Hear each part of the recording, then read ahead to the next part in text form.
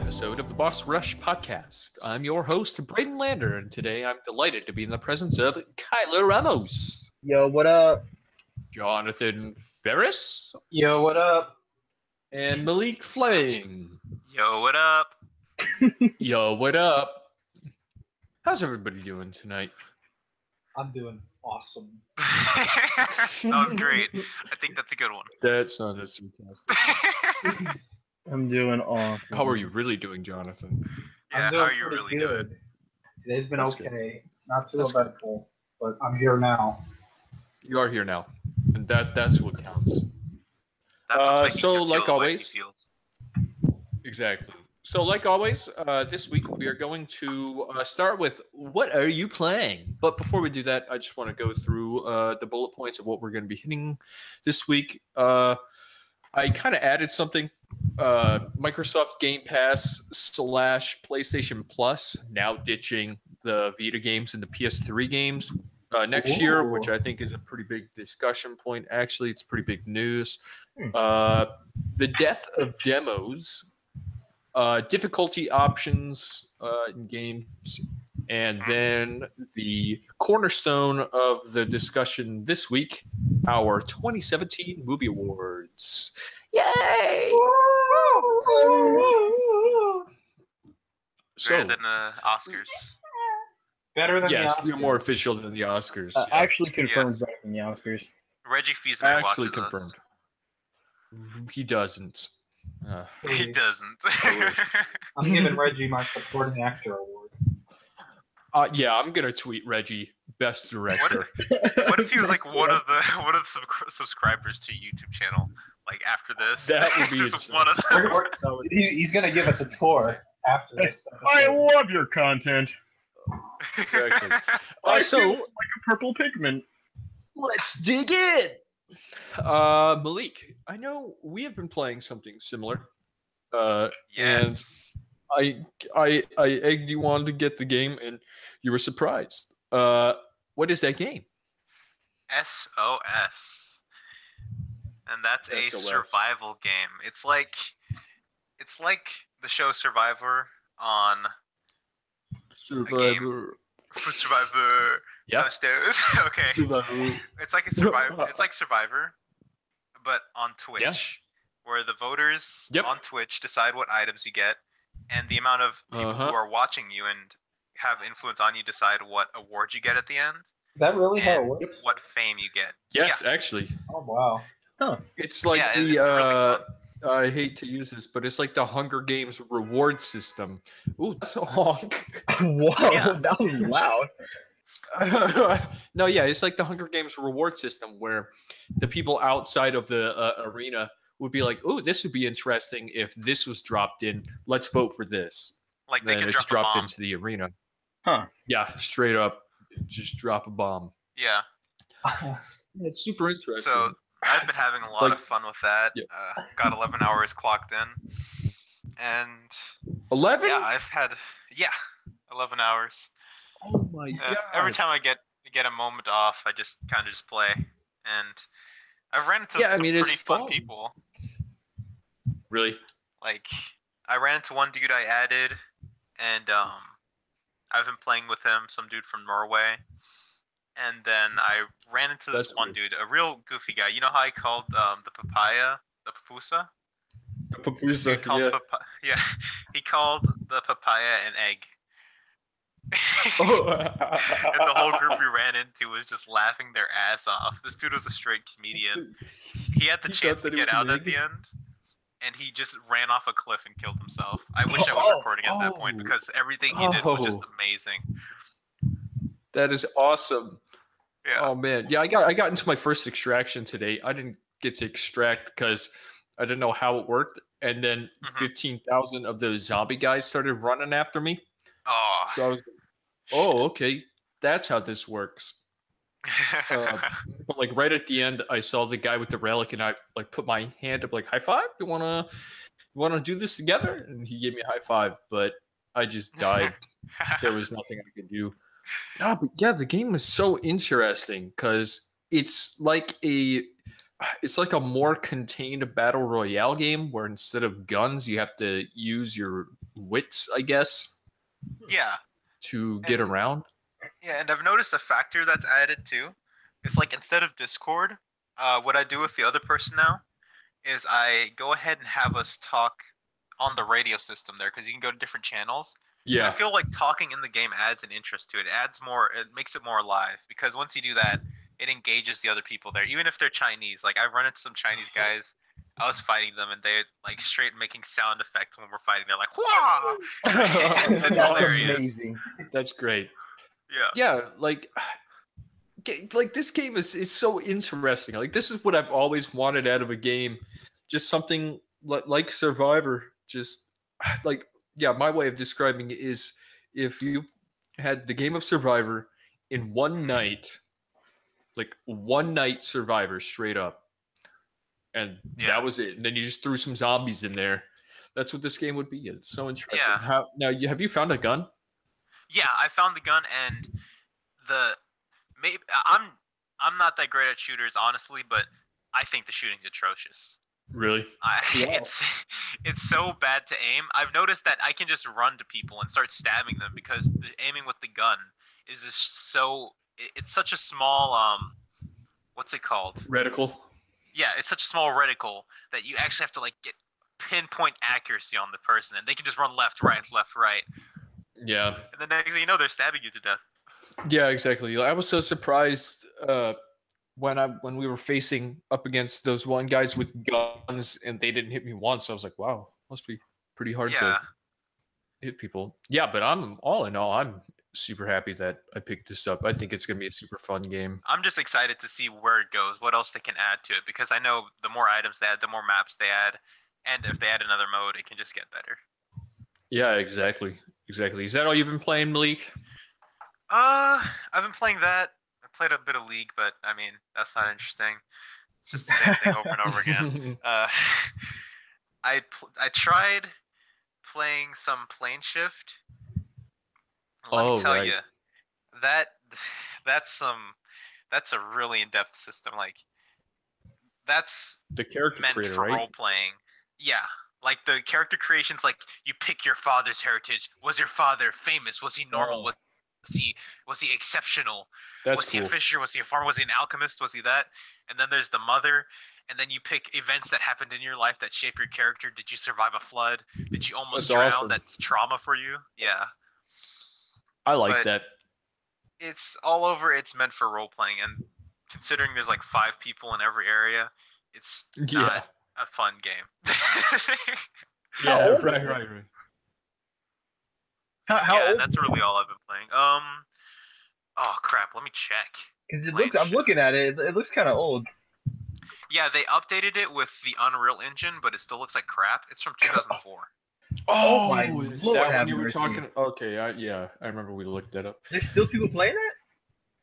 Yeah, there's a common function in every MMO basically where you type /who, and Huh. in your region it's gonna show you who's there, and there are like 5 people who are still playing the game. That's kind I of sad. At really- least it- Yeah, it's like Minions of Mirth. okay, I yeah. keep finding all these sad MMOs. that's so sad. You know, at least at least they're still playing. They're still having a good time in this old game. You know. Yeah, exactly. They just Right. can't let go. But the systems in the game Yeah. are really intricate. Like I'll still have to take a look at it, even if I don't think it's too crazy. Maybe I can find something else to really get out of it. Right. Can you be Yeah. an animal person? Probably. Uninstall it immediately. Disgusting. Be a furry. Go play Furtopia, Malik. Go to You play me some DeviantArt and Second lose it. Life. Yeah. So, Jonathan, let's hear it. What have you Whoa. been up to? I Whoa. finally finished. It was the last week I'll get to talk about Kingdom Hearts because I Oh, finished hey. everything. It's all It's the end done. of an I'm all era. caught up. End of an era. Unless I Wow. start replaying everything because I'm still in a mood. Still not sick of it. And then you could reset the era. Hey, shut up. Every week we're just gonna hear him talking about the same Kingdom Hearts level. No, I finished the Dream Drop Distance. A Yay. new game. I still don't know if it's better than Birth by Sleep or not. I still haven't figured it out because it does so many things better, but it does a lot Right. of things worse. So it's hard to pick. I played 0.2, which gives me a lot of hope for 3. What is 0.2? That in the collection, the 2.8 collection, best named collection of all time. Oh, the demo? Yeah, well, half demo, half original story. It's like Oh. it's like a single like world. It's really like kind of remixing some of the worlds from Birth by Sleep, although they're really unrecognizable. And Okay. it's just like one giant 2-hour long level, and it gives me a lot of hope. There was a lot of really cool stuff in that little demo.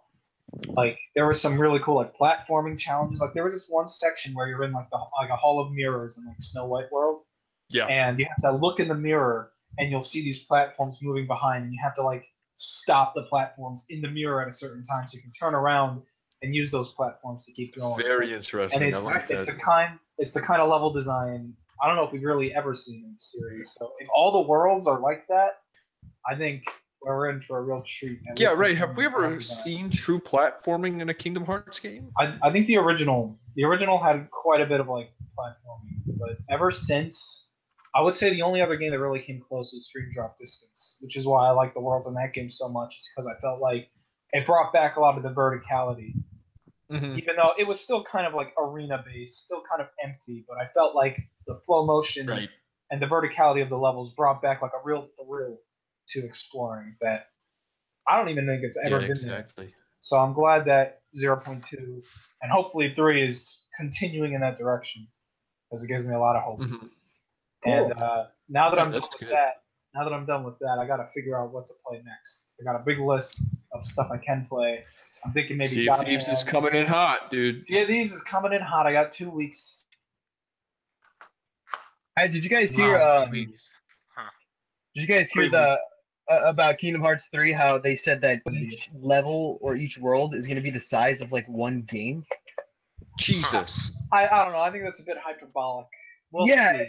I'm like trying to figure out what they mean by that. That is actually exciting. I think before they were saying like one world is the size of like maybe like 3 or 4 combined from 2, which sounds way more realistic. I know, because I was like, even think then, remember. that's More still- bigger than a whole game. I was like, one game? Like, what kind? What? How big of the game? Like, what? I Oh, think they it's were gonna referencing be- the mobile games. 12-hour long cutscenes. Yeah. I think it's easily going to be the longest of all of them. So I'm Oof. curious I'm how so long, excited. because it's usually like 25, 30 hours average to beat one of them. Even Yeah. less if you know what you're doing. So Yeah, curious. exactly. It's my most anticipated game all year, though. Easily. What did you say? Excuse me. What did you say you were gonna play next? I don't know. I got God Hand. God Hand is one. Nice. World Ends With You is also something I'm thinking about. I got the box right in front of me.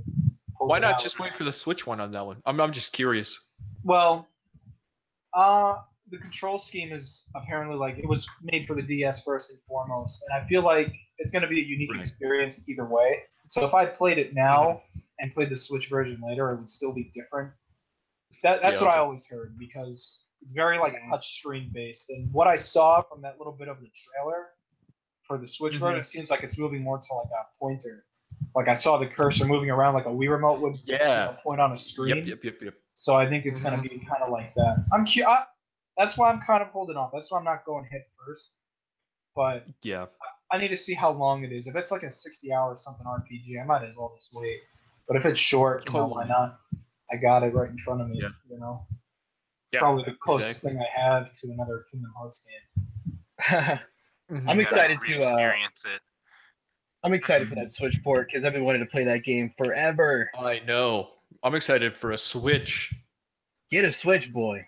I need it, but I need money. That is true. That is true. Well, you can just steal. I mean, you didn't get that. Yeah. from me.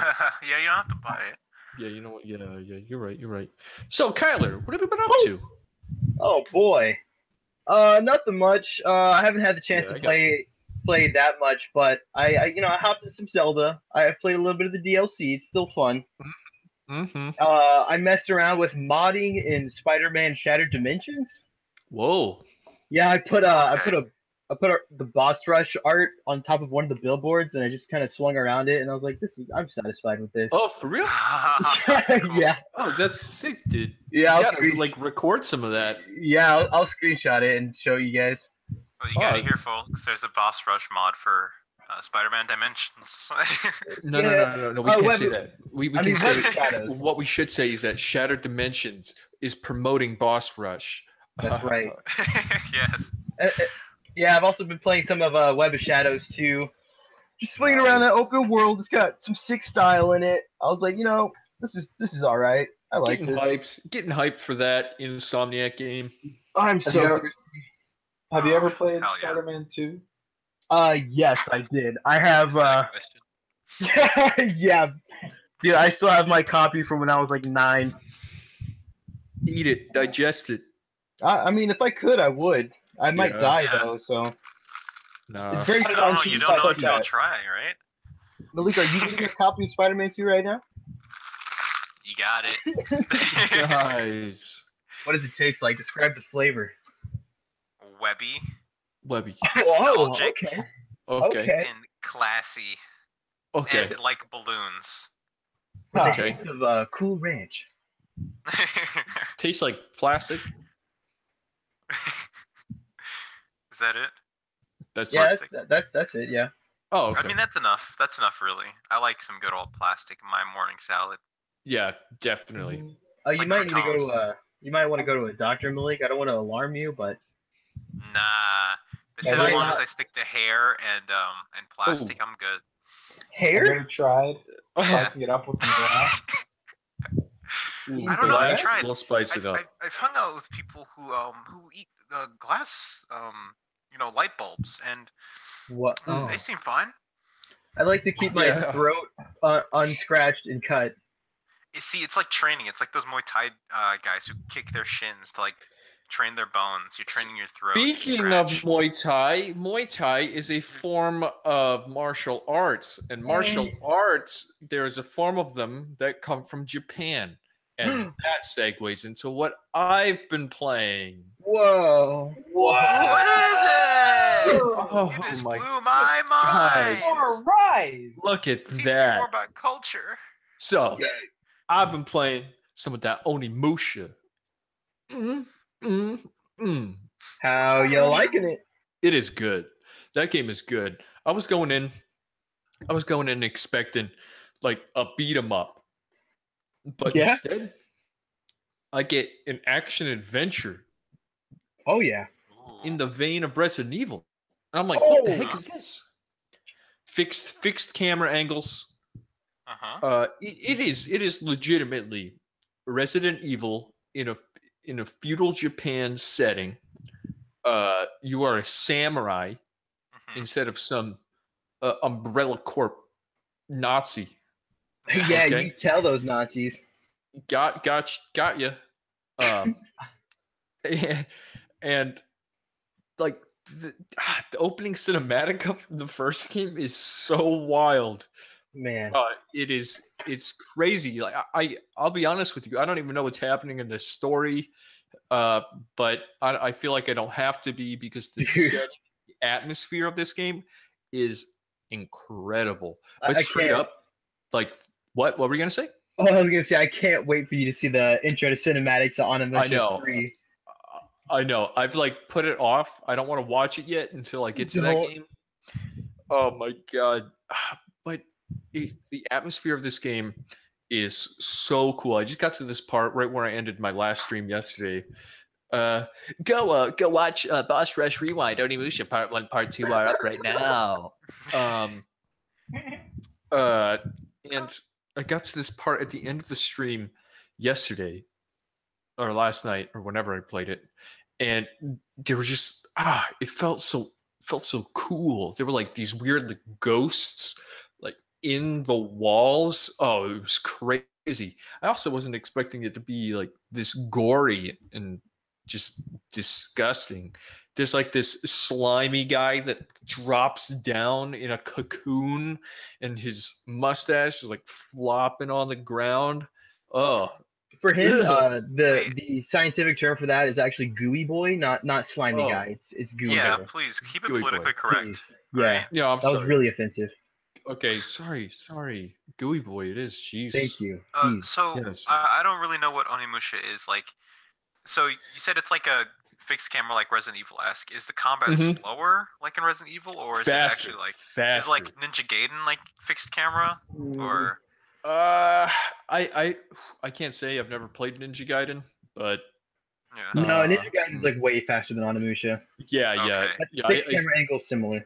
Yeah. Okay. So if you took the fast-paced style of Ninja Gaiden or even God of War, I've like been thinking a lot of God of War when I've been playing this game, because the camera angles in God of War are a little similar to this, where they're fixed and you don't have control of them. Mm-hmm. But the combat it's much faster than Resident Evil, like Okay. because it's all melee based. It's all sword melee based. And okay, I'm gonna say this, and I hate myself for saying this, but Dark Souls ripped off this game. Oh my Okay, god, for really sure. Yes. Yeah, when I recently started playing Onimusha 3, I was like, this is like, I hate comparing things to Dark Souls because it's like the easiest thing to do. Yeah, But absolutely. when I was playing this game, it was like straight up like Dude, you dodge, you circle the enemy, and then it was like 1-to-1 almost. See, Well, are you yeah, the comparing thing Dark that- Souls to it though? That's the thing. no, yeah, that's what we're doing here. Mhm. Because the thing that struck me as where I was like, oh crap, Dark Souls took this idea from Onimusha was the leveling.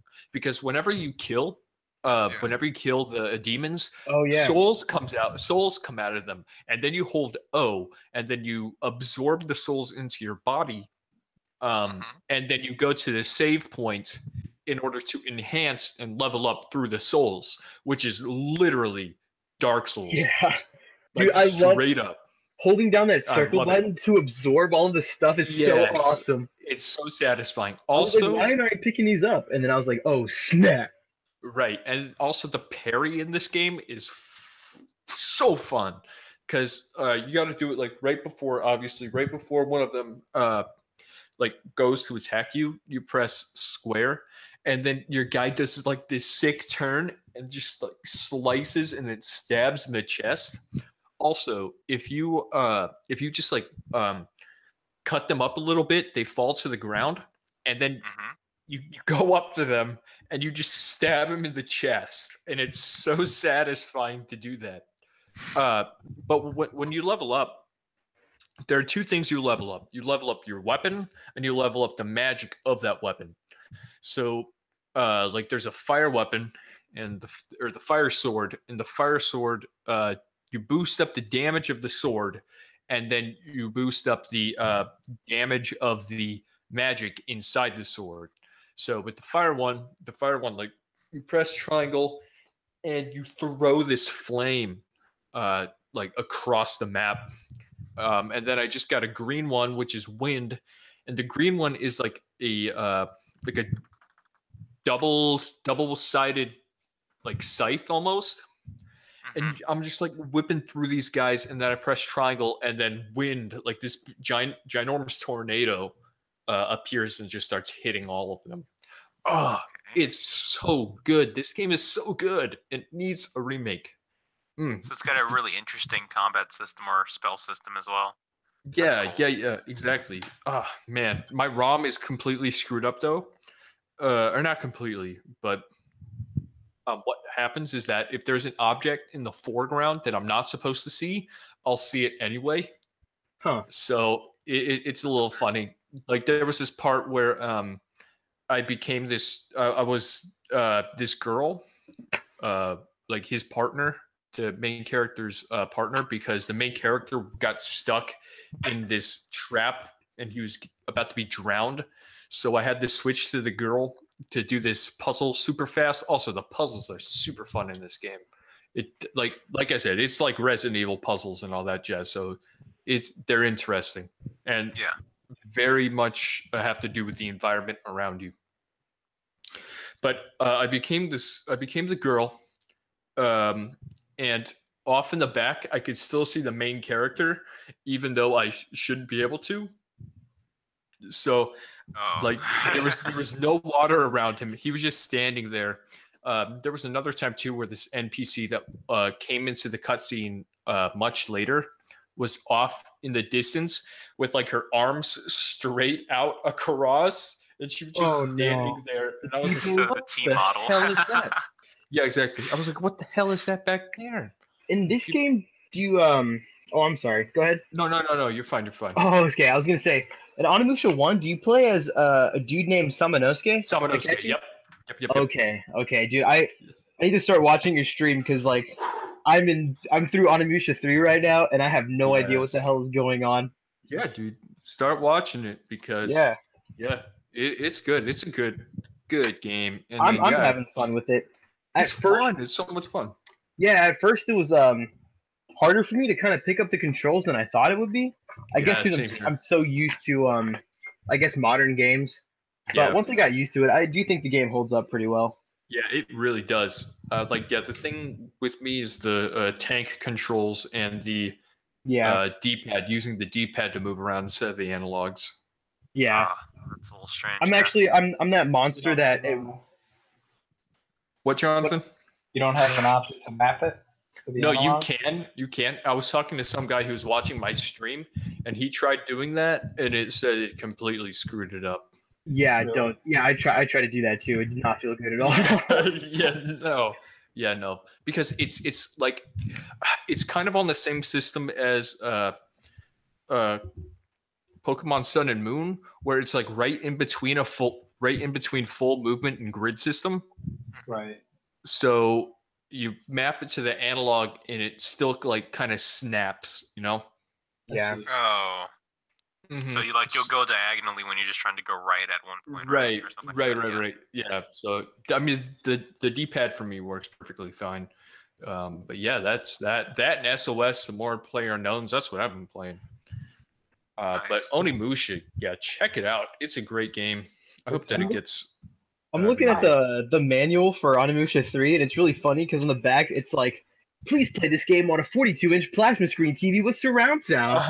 I'm like, whoa, what a weird time period this game came out in. Plasma. Like the plasma screen is like so thick with like 3 C's. Yeah. Oh man, yeah, we had a plasma. We had like a 78-inch plasma. It was I wild. had a HD CRT TV that weighed like 2 tons. My uncle had it. That thing was ginormous. If Yeah. that fell on a child, oh my god. Oh yeah, same. The light bulb would always explode. Yeah. It was not the best. So yeah, I mean that's what I've been playing. Onimusha is great. SOS is a ton of fun. I'm having a ton of fun with it. Player known, I hate that game so much, but I love that game so much.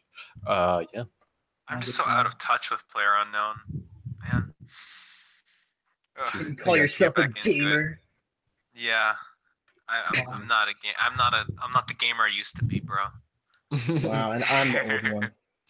I will So- keep Onimusha in mind because I've been in a bit of Yes, a do it. mood. Do it. I mean, I've Onimusha been is kind of awesome. looking up listings as we've been talking. So. Why the hell is Gene Reno in that game? Why is he in that game? Oh, I don't know. I'm excited for Jonathan to start God Hand because I've always wanted to try that. The combo. Oh, I've been wanting to system play that too. There looks I amazing. want to play some yeah. God Hand. I mean, I only played it for about like 15 minutes before I decided I'm gonna wait for my DualShock 4 adapter to come in the mail. Mm-hmm. But just off of that little snippet, I found dodging and parrying super satisfying in that game. Yeah, Huh. I believe I mean, it. I've still gotta learn a bit.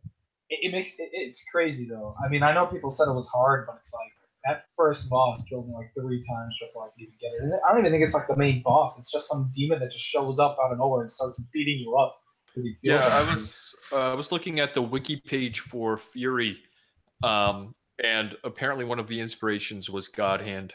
So Mhm. that'll be fun to talk to him about. Is that also Capcom? Yes. Yeah, God Clo- Hand. Clover- Shinji Mikami. Dude, I Shinji Mikami did it. miss Golden Age Capcom. I didn't realize that Kei Inafune did Onimusha.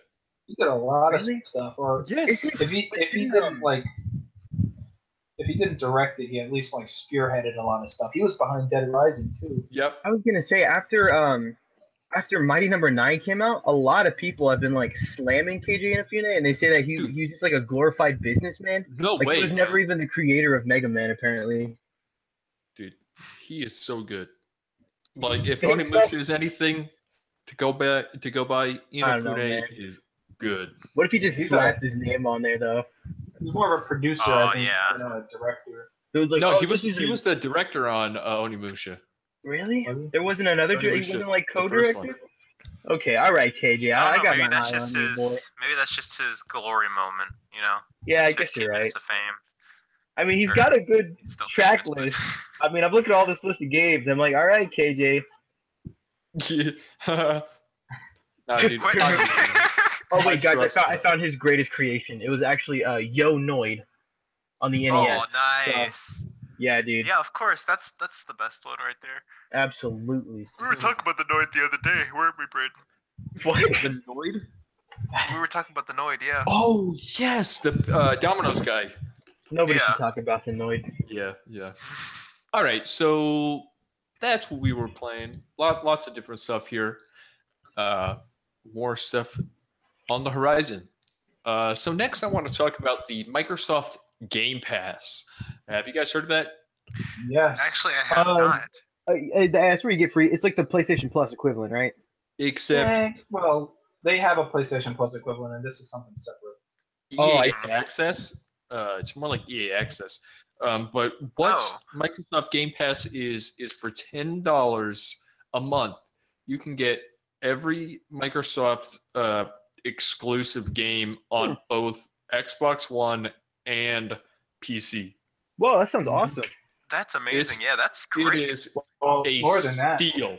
it's got a bunch of third-party games too, at least on the Xbox. Yeah, it is wow.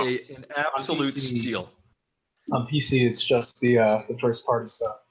But Yeah. if you have like an actual Xbox, there's a lot of content I on that. assume this is post where we decided to put Xbox One games as on the PC as well. So like Sunset Overdrive probably isn't on the PC. No, yeah, it's not. Yeah, But so it's it's still, kinda- that's still yeah, fantastic that you can get it on both the console and the Yes, PC. I didn't think that's they'd do something like that.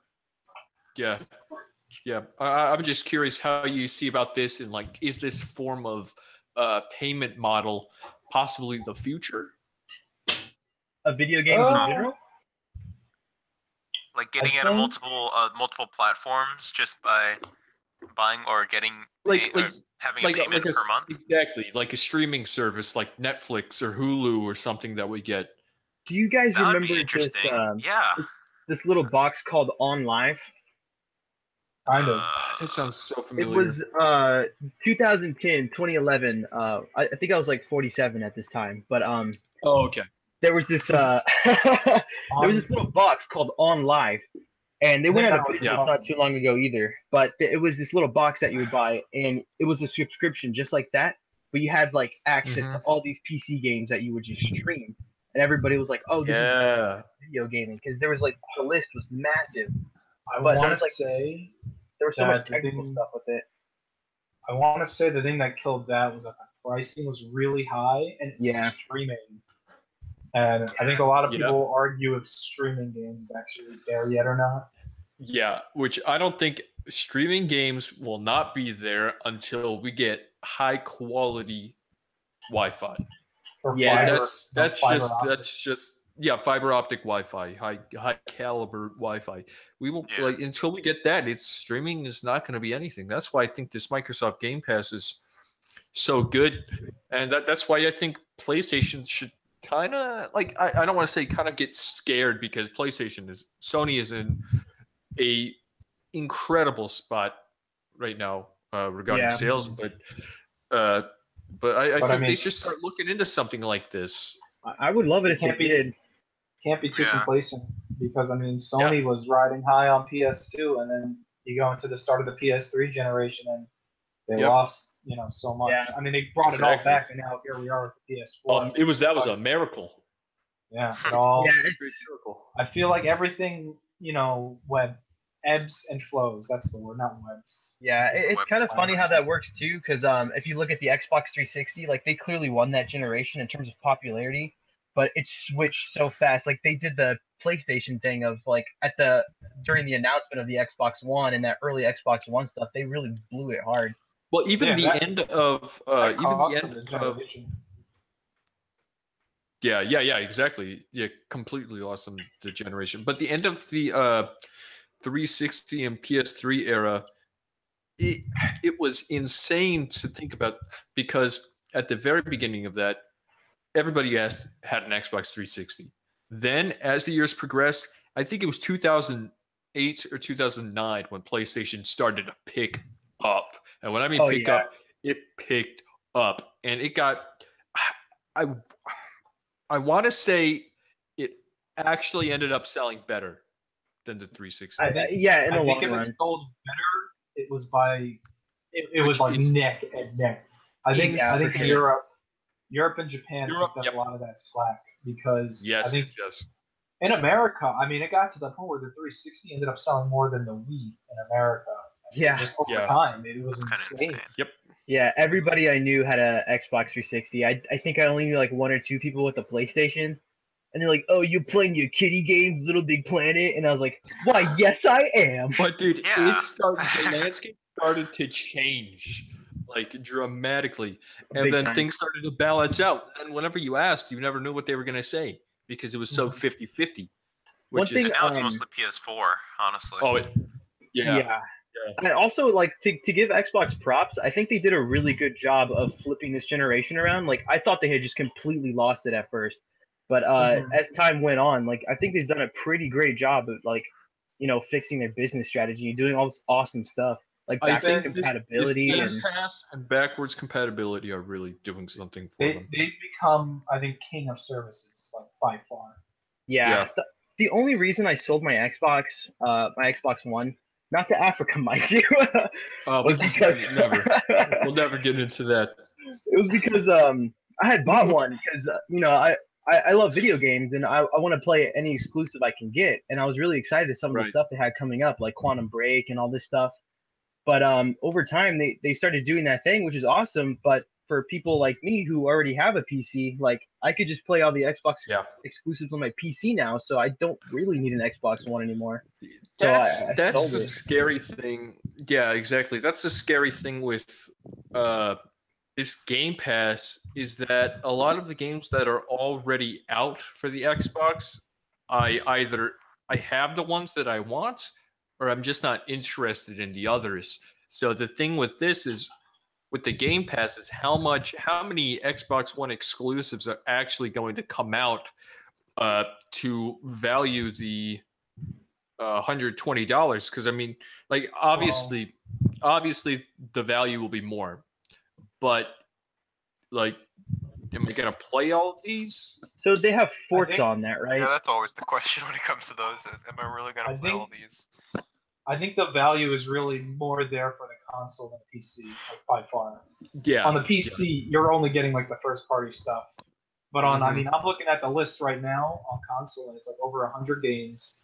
You've got a lot of like 360 games. You got a lot of new games. Like just on the first page, you have Bayonetta, the entire BioShock trilogy, wow. Borderlands, Brothers, A Tale of Two Sons, all the Banjo games, probably all the Rare games are on there. I mean, that's just the first page. All the Gears of War, I'm like very. Comic Zone, It's Yeah, just Darksiders. I'm just skeptical about the future releases. Yeah.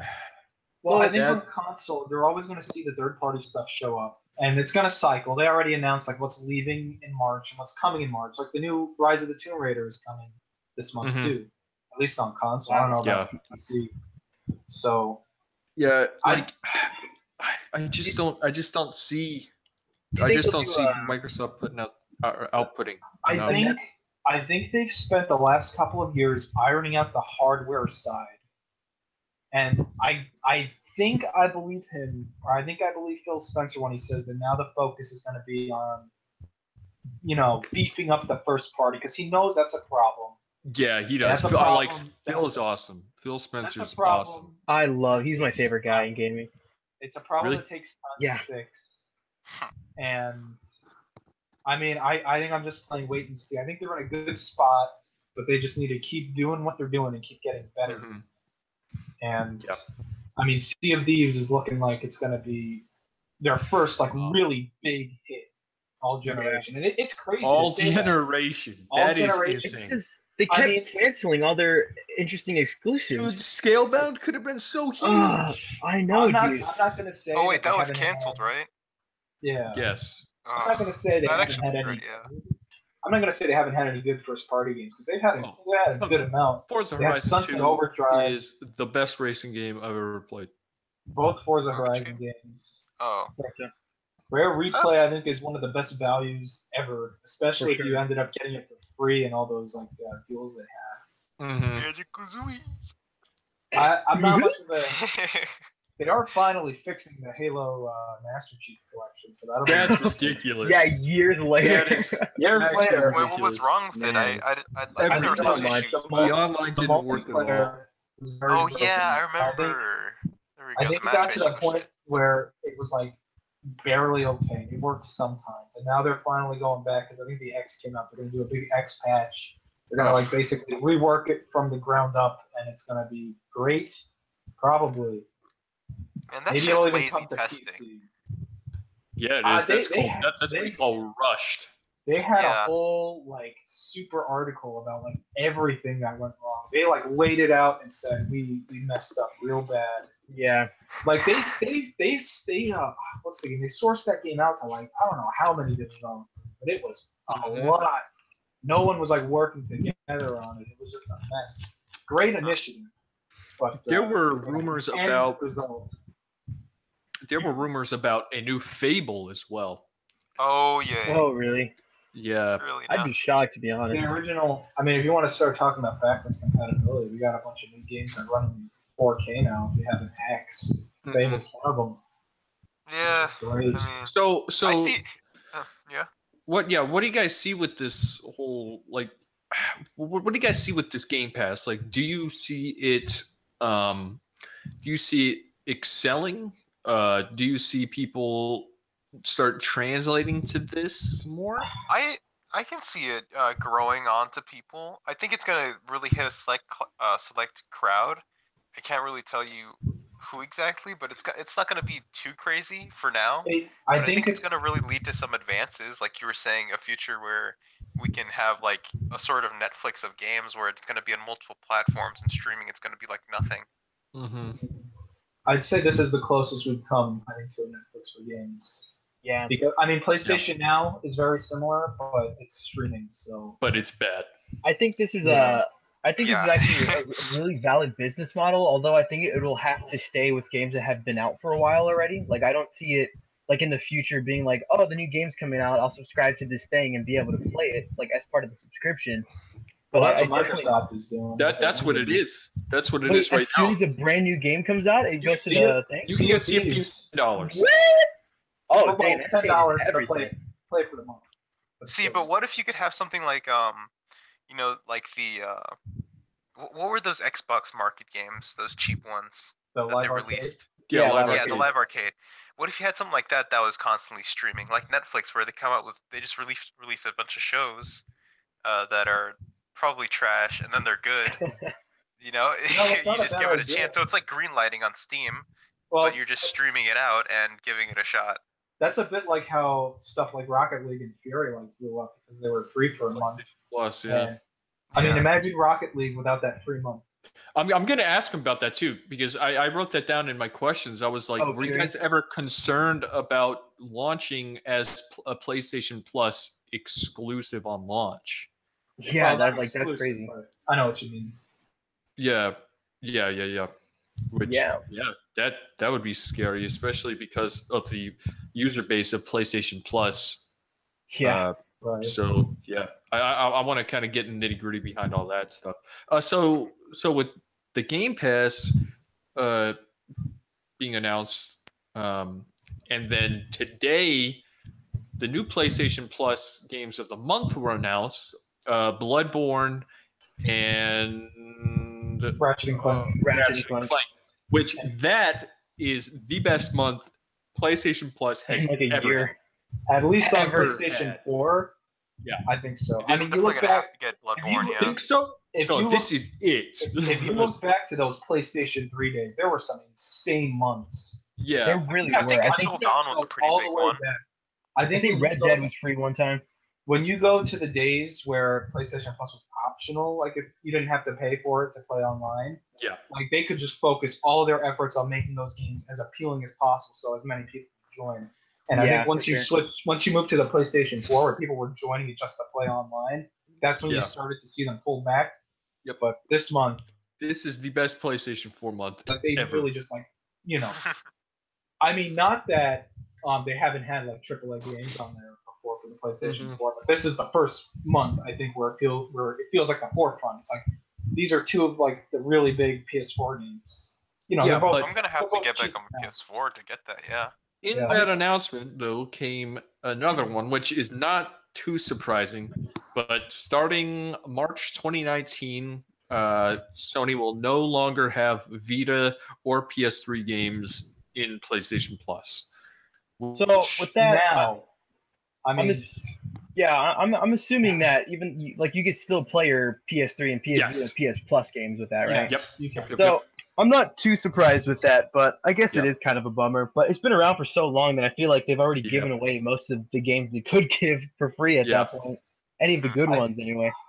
I was looking into this like before we started because I was curious about some of the details because I just saw that it was ending. And I was like, oh, okay.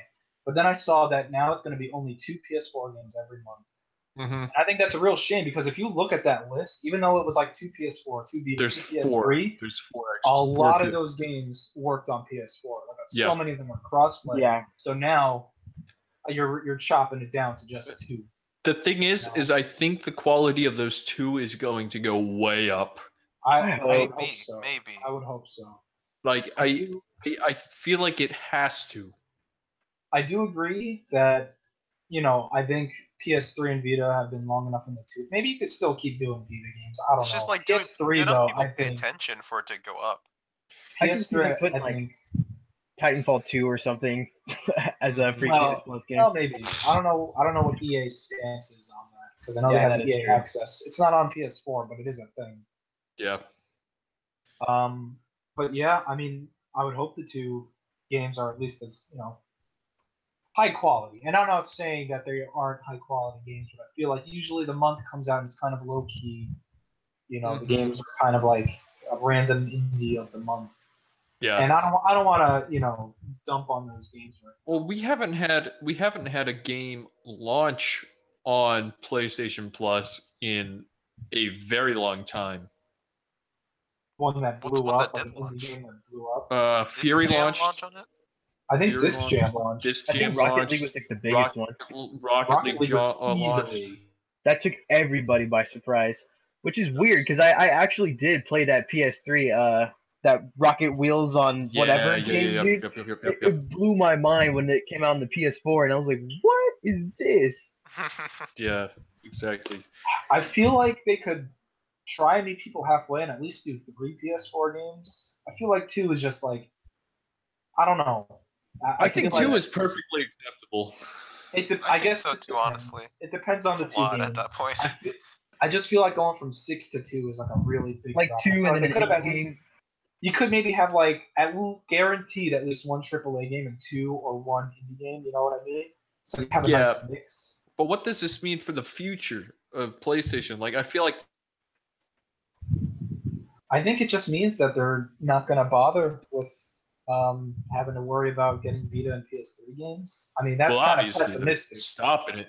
But I feel They're like straight up stopping it. maybe they're just like, we'll give them a year. We'll give them 1 more year. Let them know in advance that in time it's going to stop. And I mean, Which is what happens to everything. Honestly, it went on longer than I thought, at least for the PS3. Vita, I thought they could keep that going for forever, really. I mean, just one free, like, even a PSP game that works on the Vita, just a freebie, But I get if they have to, like, work out the rights, and it's like, hey, can we give this game away for free? And all the paperwork that probably comes with that. With the launch of the PS5 starting to come into question, what do you think this means for that?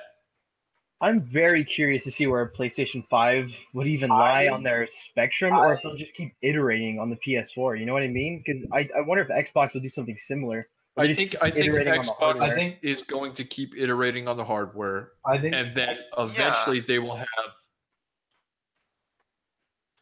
Oh, I wasn't gonna say X2, anything. the hell they want to call it. But the I think- PlayStation will definitely have PlayStation 5. I think Xbox is going to change the name. I think the next Xbox, whatever it is, it's going to look like a clean break, but I think it's going to keep on building the backwards compatibility. You're going to have every one game work. That's awesome. All the currently compatible 360 and original games will work day one. I think that's what they're pushing. That's a great thing to push. It is.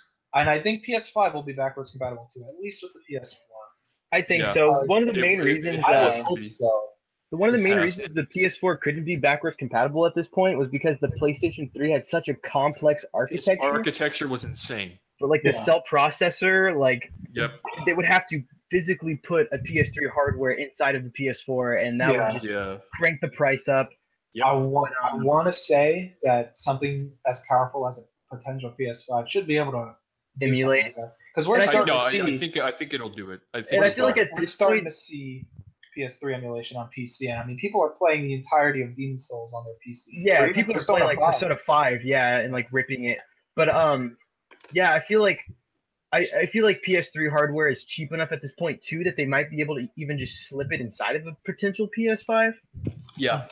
Like my dream would of course be one PlayStation. You can put any disc in, and Oh my god, I wish. Also, another good Oh, question what about a day this that will be. is: do you think we'll move away from physical video game hardware and I go hope not. strictly to digital?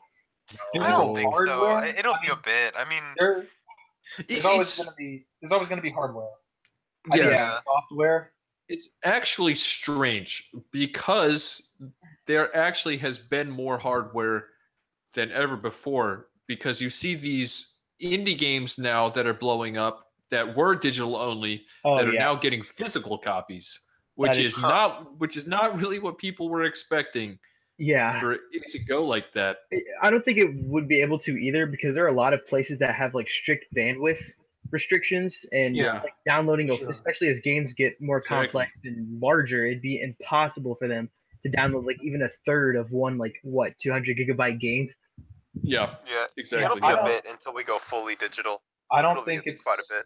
Yeah, Mhm. I don't think we're going to see the death of physical like next generation, but No way. generation after, I don't know. It's a possibility. I mean, look at PC. PC We'll is see. already purely digital at this point. That Even- is basically true. You buy a Yeah. physical PC game, and all you get is a code in a box. a lot of the time. Yep. Yeah. Yeah, it's pretty wild. So since we're talking about the death of physical copies, let's talk about the death of something else. The Oh. death of something a little more sad. The Oh. death that has actually happened.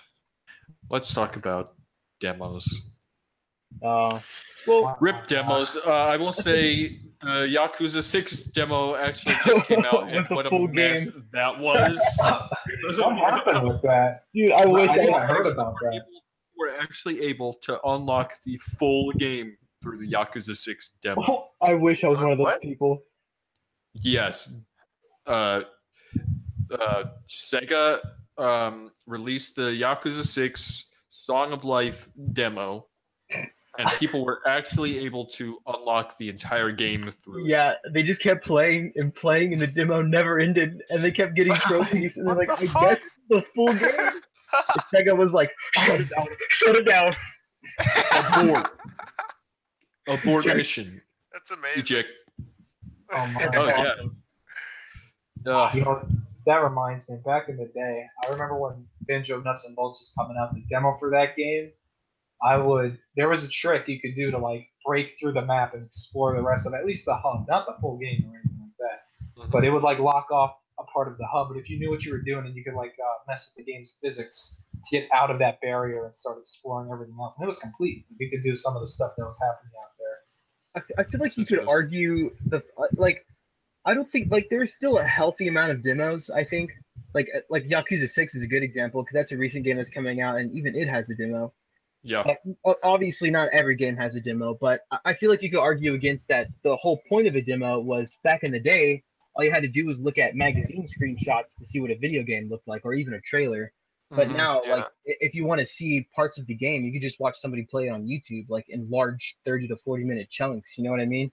Yeah. At that point, you can gather a better understanding of what the game's going to be. So you don't really need to play the demo, but Exactly. I still think demo should exist though, because you get to feel it and you get to see it Yeah. on TV and be like, ah, Yep. I like this. YouTube, I think, has slayed the demos down. Oh my god, yeah. Possibly, yeah. But like looking back at my massive collection of PlayStation 1 demo discs, it does hurt my heart a little bit. Yeah, because demos were always exciting. It was always like, oh, what demo, what game have I never heard about that demo was Right? on the PlayStation Store and I want to just mess around with? Yeah. That's yeah. completely gone. I played this game 40 winks. At this on point, the it just feels PS1. insufficient. You know, you just get What? something like I remember. I don't feel satisfied with demos anymore. If I see all this content online, like Yeah. I got the Gravity Rush demo and I finished it and I liked the game, but it just didn't feel like enough, and it didn't feel like I needed to get the game. It just felt like that wasn't satisfying. Why would I get another demo? You know, that was just like egging me on, and that's what a demo is supposed to do, but it was just in the wrong way. I don't know how to state it, but it Interesting. didn't intrigue me. I know what you mean. I feel Like like that- I was gonna say that the one demo in recent memory that I played that like made me really want to get a game was the demo to Nier Automata. Like I downloaded the Mhm. Japanese demo for that and started playing that, and I was like instantly, I was like, I love everything about this game. Oh, I remember. Yeah, my roommate got that, and that looked pretty fun. Where you're fighting the Oh. two giant hands, Yeah, the two saws. Yeah. I love demos that are like different from the main game. Like Danganronpa love that V3 recently came out. That had Really? a demo that was like almost entirely unique, and it even had like the main characters from 1 and 2 show up. whoa, I need to play that. Yeah, There was also the I know it's not really a demo, but the Danganronpa VR demo, and Oh, now I yeah. need a full-on Danganronpa VR Also, game. let's not forget the greatest video game interactive teaser of all time, PT. Oh yes. PT. Oh my god, I will never forget that ever. That That was is amazing. one of my favorite pieces of video game like history in I still general. have it downloaded. Me too. Oh, that's awesome. PT was incredible. I wish like okay, screw demos and screw video game trailers. I wish games would get announced like that more often. Like just Yeah, drop this more really weird interesting. interactive thing. Like don't say what it is, and in order to see what it actually is or is teasing, like just to play through it and like That's- look at clues and stuff. That's what I like so much about the Resident Evil 7 Oh yeah, the reveal beginning was hour. because yes, the trailer at E3 it was like, oh, what the hell is this game? Oh, it's Resident Evil 7. Holy crap! But it's that's still one of the best moments ever. Oh my god, that I was like so that. exciting. That actually turned me off of Resident Evil 7 a little bit by playing the demo because I was like, oh, this is just trying to be PT and like Well- it doesn't feel or look as good. But then I feel like it kind of did Resident Evil 7 a disservice actually because I feel like the main game is like way better than that little demo. But before that, though, there was a VR demo called Kitchen Oh yeah, that Capcom made, and See, that- everybody thought that it was just some Tech demo. tech demo, but it was actually Resident Evil 7.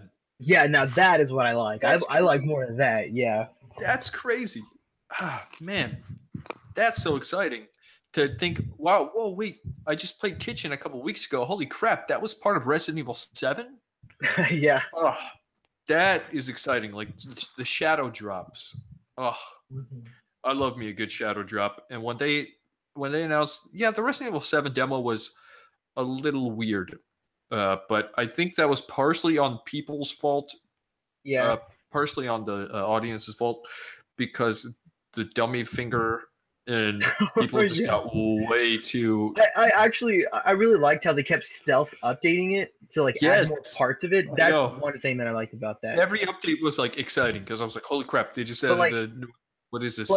But yeah, like playing that first iteration of that demo was really underwhelming. It's kind of like Mhm. it's kind of like playing the first day of Animal Crossing, where like you do everything you can do in 10 minutes, and then now you have to wait like tomorrow to see anything else. It's like what? Right. And I liked it when they updated the demo in VR. So Oh yeah. that was cool. I feel was like cool. one thing, because like video games are so much different than movies, and there's so much that you can do with them. And I love how like the kitchen demo and PT kind of pushed the way you could announce and like tease a game versus watching a trailer, because like video games are such more interactive than movies, and I feel like we should try announce games in a more cool and creative way than just trailers, even though trailers are cool. Exactly. That's why I think more demos should come out that, like Jonathan said, aren't exactly one-to-one with what you would be playing. For sure. Just kind of introduce you to the game mechanics, introduce you to the characters. Even I think like little intro to the game would be interesting. Yeah. I wanted to bring up. Would be good. I wanted to bring up how weird it was to me when Bethesda announced the Doom demo that came out. I don't know if it was a couple months later or if it was like a year later. But they announced a Doom demo, and then they said it's only available for a week, so make sure you download it now. I think nowadays it's available like whenever. Like they got rid of the week limit, which is ridiculous. But I mean that's like I think one of the few examples of like a big Western AAA game that has a demo, and I don't think they did the same thing with Prey. Yeah, I thought so. Yep. I knew there was some other. Why would you put a time limit on a demo? It's like putting a time limit on a beta. I read an article about this, and I don't know if it's no, but it's so weird. You could actually play the game, but it would stop you from playing it after that time limit. I think a beta is different because a beta lasts a certain amount of time. Like it's connected to the internet. This is just a normal demo, an offline demo. It's like you only have a week to download it, and then you can play it whenever you want. It's very weird to me. But I mean, it doesn't matter.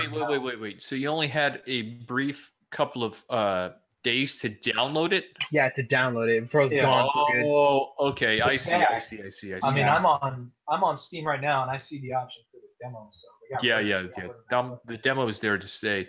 I feel like I remember that coming out way later than the game actually launched. It really did. Yeah, it came. I don't know about a year, but it was. No. I think it was. I think it came out like in May. Like that E3. The Bethesda E3 the year after Doom came out. I think that's when I'm like, hey, you got a week to play a demo. Yes. It was not. It was well after the game had actually released. That's ridiculous. But I looked at these graphs. I don't know how factual they are, but a while ago they uploaded these graphs where it was like the reason why the demo had like quote unquote died is because most people who had played the demo like never even bought the game. Like they were just satisfied enough with the demo. Yeah, I was gonna say. It's like Malik was saying. He played the Gravity Rush demo and then he didn't want to buy the game. And exactly. The demo. He just bought the game on a whim. And I'm kind of on the same boat because I love Gravity Rush. And to this day, I want to play Gravity Rush 2. But at the time, when it launched, it was so expensive. So I was like, oh, sick, the demo. So I played the demo. And again, I loved it. And I still want to play the game. But I didn't like feel the need to rush and go buy the game after playing the demo. Yeah, there was one demo I noticed that was plain out disappointing. My roommate was playing Little Nightmares because I already saw the game and I have no interest in buying it. But he played the demo. Good game. That demo shows you nothing. Like it has you go through a few rooms, but once you encounter the first area where you actually feel a little tense, it stops. Good. I like that. No, but that's like a small scare. It could at least give you like a full scare, but it was just like a hint at a scare. That's not enough. That's even close. I don't know. That's like what I'm saying. Like, I think that's a good way of doing it because you don't give them everything. And also, if you do give them a big scare, some of the people that are playing that demo might not be into horror games and are just trying this out to see how it is. So if you give them a big scare, then they're gonna be like, "Oh my god, I'm not playing this. This is too scary." Yeah, but that makes me think like imagine you're playing like an Outlast demo, and then you got into the first area where the guy starts chasing you, but instead of being chased, you see him come through the hallway, and then the demo stops. That's actually kind of like the Outlast 2 demo. Yeah, then I'd buy the game. The Outlast 2 demo is actually kind of like that. It is like that, yeah. It just teases you hardcore, and then I'm like, whatever. I mean, I would That- much that does rather intrigue me. be scared in the real game than in a demo, because then I expect it in the real game, and it's like, oh, I have to play through what I played through in the demo over. Yeah, I already know what's gonna happen. I already know the payoff of it. because what I think is that if I see one thrill, I expect more of those kind of thrills from the game. So I go thrill seeking. I want to find more scares like that. But if it ends before that, I don't know if the scare was good, and I don't know if it's going to be good from there on out. If it'll get better, or if it's just gonna. Hmm. So Yeah, it that- leaves no, me that makes questioning rather sense. than interested. Yeah. Mm-hmm. I think one of the demos I was very disappointed with, and I'm so happy that I didn't base my purchase off of that, was Prey's demo. Prey's demo, don't play it. If you have not played Prey, do not play the demo, because it spoils something really fucking rad in that Oh. demo. You There's guys like wanna... Oh, go for it. It's No, supposed to no, get It's like a wait, new wait. function in the game. wait, who has played it? Who has played Prey? I've played it a the little opening bit, but I hour. have not played Okay, it that much. It's Yeah. okay. So you understand what it was in the Yeah, demo. yeah. In the demo, they like I don't know how you could have done it better. I really don't, but they definitely could have. Like, they definitely could have hit this. But just when you break the glass open of your Yeah. glass door, and then you're inside the simulation. That was mind blowing. It's- Oh why my do you put that God. in the demo? They That's put that in the ridiculous, demo, yeah. man. They put that in the No, you demo, don't do and I was that. like, oh, that's awesome. But why the fuck did you put But that in dude, the demo? The best demo / the most depressing demo outside of PT, Mega Man Legends 3. Oh, Oh, that didn't even That come out. game got canned after that demo. There was And only that was a one good person- demo too. There's only one person out there, I think, that's played that demo and reported on it. I remember Nintendo Power. There was a Nintendo Power back in, I don't know when, 2011? And one of the reporters there got to play it and did oh, it was Kyler. He was 57. Yeah, during it, this no, game. it was definitely me. No, I thought they wide released it, but there is footage of it online. Yeah. Yeah. I remember like the interview where like they found the guy like later on. It's like, so can you tell us even more about the demo? And he's like, yeah, it was pretty good. It was pretty- yeah, that guy was confirmed. That guy's confirmed me. Yeah, it was Kyler. He was 53 at the time. I don't know, Yeah. I don't think anything will ever be more disappointing than Silent Hill's not coming out. I know. After that, Oh. after the playable trailer, I felt like that Dude. needed to be there. No lie. Outside of the Spider-Man game coming out, that was my dream Yep, game. yep. Guillermo del Toro, freaking Yep. Kojima, and then after the game was already canceled, they had to hit me with the third punch and made me vomit. Junji know. Ito was doing the art design, and I'm Yes. such a massive Oh fan my of his god, artwork. that's insane.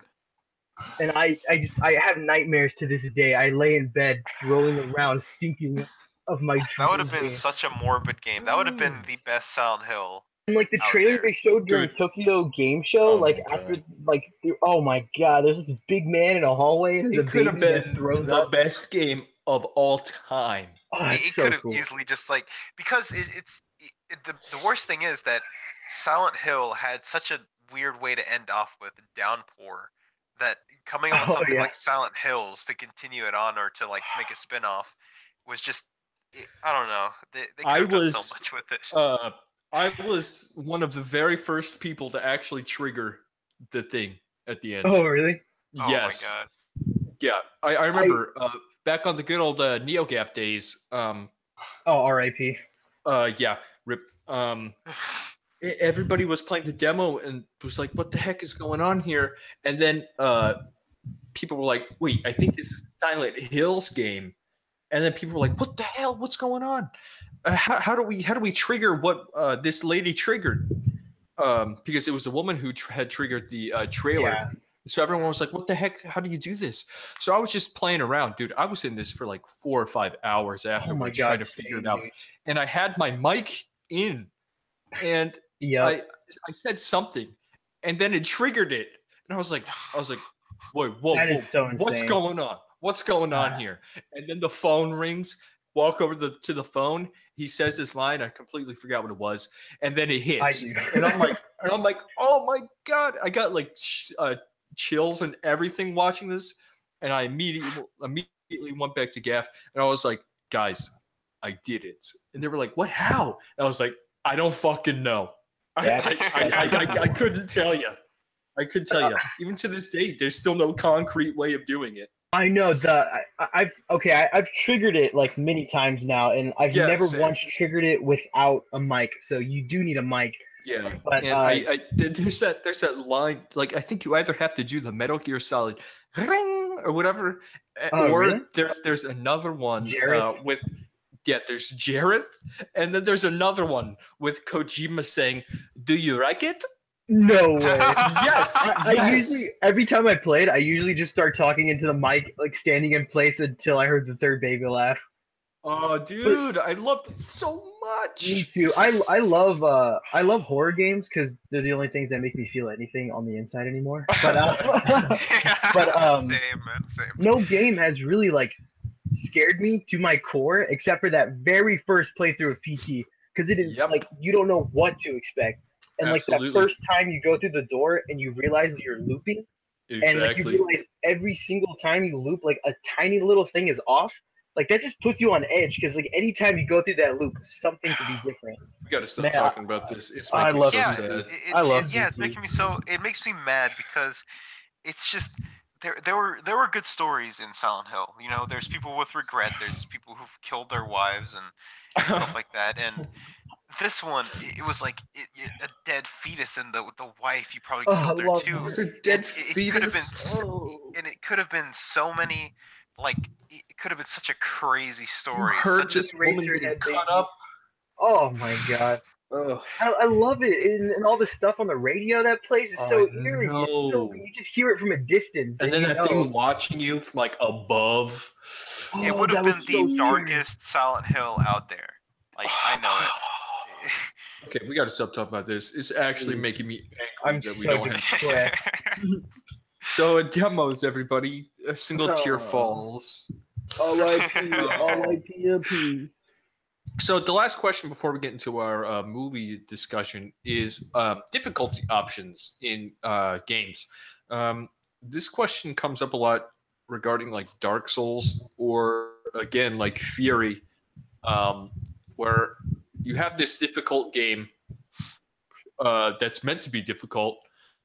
Do you put a difficulty option in there or not? Like for Dark Souls, for example, do you put an easy mode in there?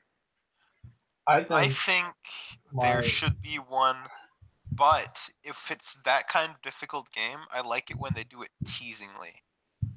Like with Shin Megami Tensei 4, it's supposed to be a last option. Like if you die, it's supposed to make you feel bad. You are not playing it how it's meant to be played. Like and You're Wolfenstein, bad. Yeah, like the baby mode in Wolfenstein. Yeah. exactly. I It's played just on like- the baby mode, by the way, the first one. Kid I mode. did it. Shame on you. Yeah, and Dude, I I feel took like there it- should also be on harder difficulties. There should be stuff that you can find, like it is in many games, that you can't find on the lower difficulties. Ooh. I feel like there should be Oof. hidden things because it's that much more that you have to do to find those things. It's hidden treasure. You don't get treasure from playing through on baby mode. you Yeah, know, I think it depends on the special things game from in playing. that situation. my No pain, no favorite, gain. You My know. favorite game. My favorite game in regards to difficulty options is Kid Icarus Uprising. Yeah, that for game sure. handles Yeah, it that's a good one. That's a good one. so good. Oh, You like it's like risk and reward. You have like a cauldron before you start every level, and you go from The I think like hearts, right? 1.0 or maybe even like 0.1 all the way to I think 9, like a straight up 9.0, and every single like 8.1 or you can do 6.4 or anything, and it all scales. And you throw in more hearts to go on the harder difficulties. that was such the But if yeah. you're good at the game, it throws you more hearts. So it's like a risk versus reward. It's like how Yeah. good do you think you are? And if you I- are that good, you're going to get rewarded for it. And it also has like all that stuff Malik was talking about. Like if you have like a level 7, like there are doors that are like blocked off by difficulty. And it could be a challenge room or it could be a treasure room. But you have to be playing on that difficulty to go in and see what it is. So that's great. I love that game. Yeah, I love that so much. I remember when I first played it and I was able to do that. I was like, what? This is so awesome. I'm feeling confident. I'm going to throw this slider all the way up, get my butt whooped, and be like, no, I'm putting it all the way back down to 3. No shame here. And if you die, it gives you the option, I think, to just change it. You know, Yeah. it's like it's too much, just go down. It's really cool. Yeah. I think regarding difficulty and added content regarding the difficulty, I think that the type of game is huge for that. Like if you're playing a platformer, for example, I don't know, you can't really do like easy hard mode unless it's just like, how much damage do you take? The thing with me and difficulty, it's a streamlined game, then it's fine. But yeah, go on. Sorry. The thing with me and difficulty is that, like, if there is no difficulty in the first place, it's obviously how the creator meant it to be played. Like Dark Souls. Where, yes, there should be some parts that are more accessible. Or no, I don't even agree with that. I think that the way Dark Souls is now is fine, and the people that want a difficulty option, I don't think they understand not the appeal, because I think that's stupid. Point of the game. But the way that the devs mean for you to play it. Yeah, because go for it. If I had an easy option in Bloodborne, for example, the tension of that game would be totally lost. Yeah. Because the developer's intent with that entire series, Souls and Born, is you're supposed to feel this despair. So they don't want you to feel it through the environment alone. They want you to feel it within yourself as you're playing. You want to feel scared and spooked around every corner. Feel it. Yeah, and it makes you feel it good. I don't think it's a bad thing to have more options. I'm not one of those people who fights for it.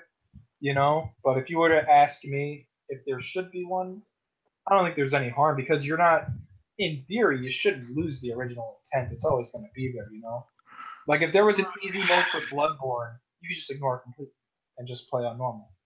And then you open it up to more people who maybe just in their lives they want to play this game that everyone says is so good, and I think more power to them.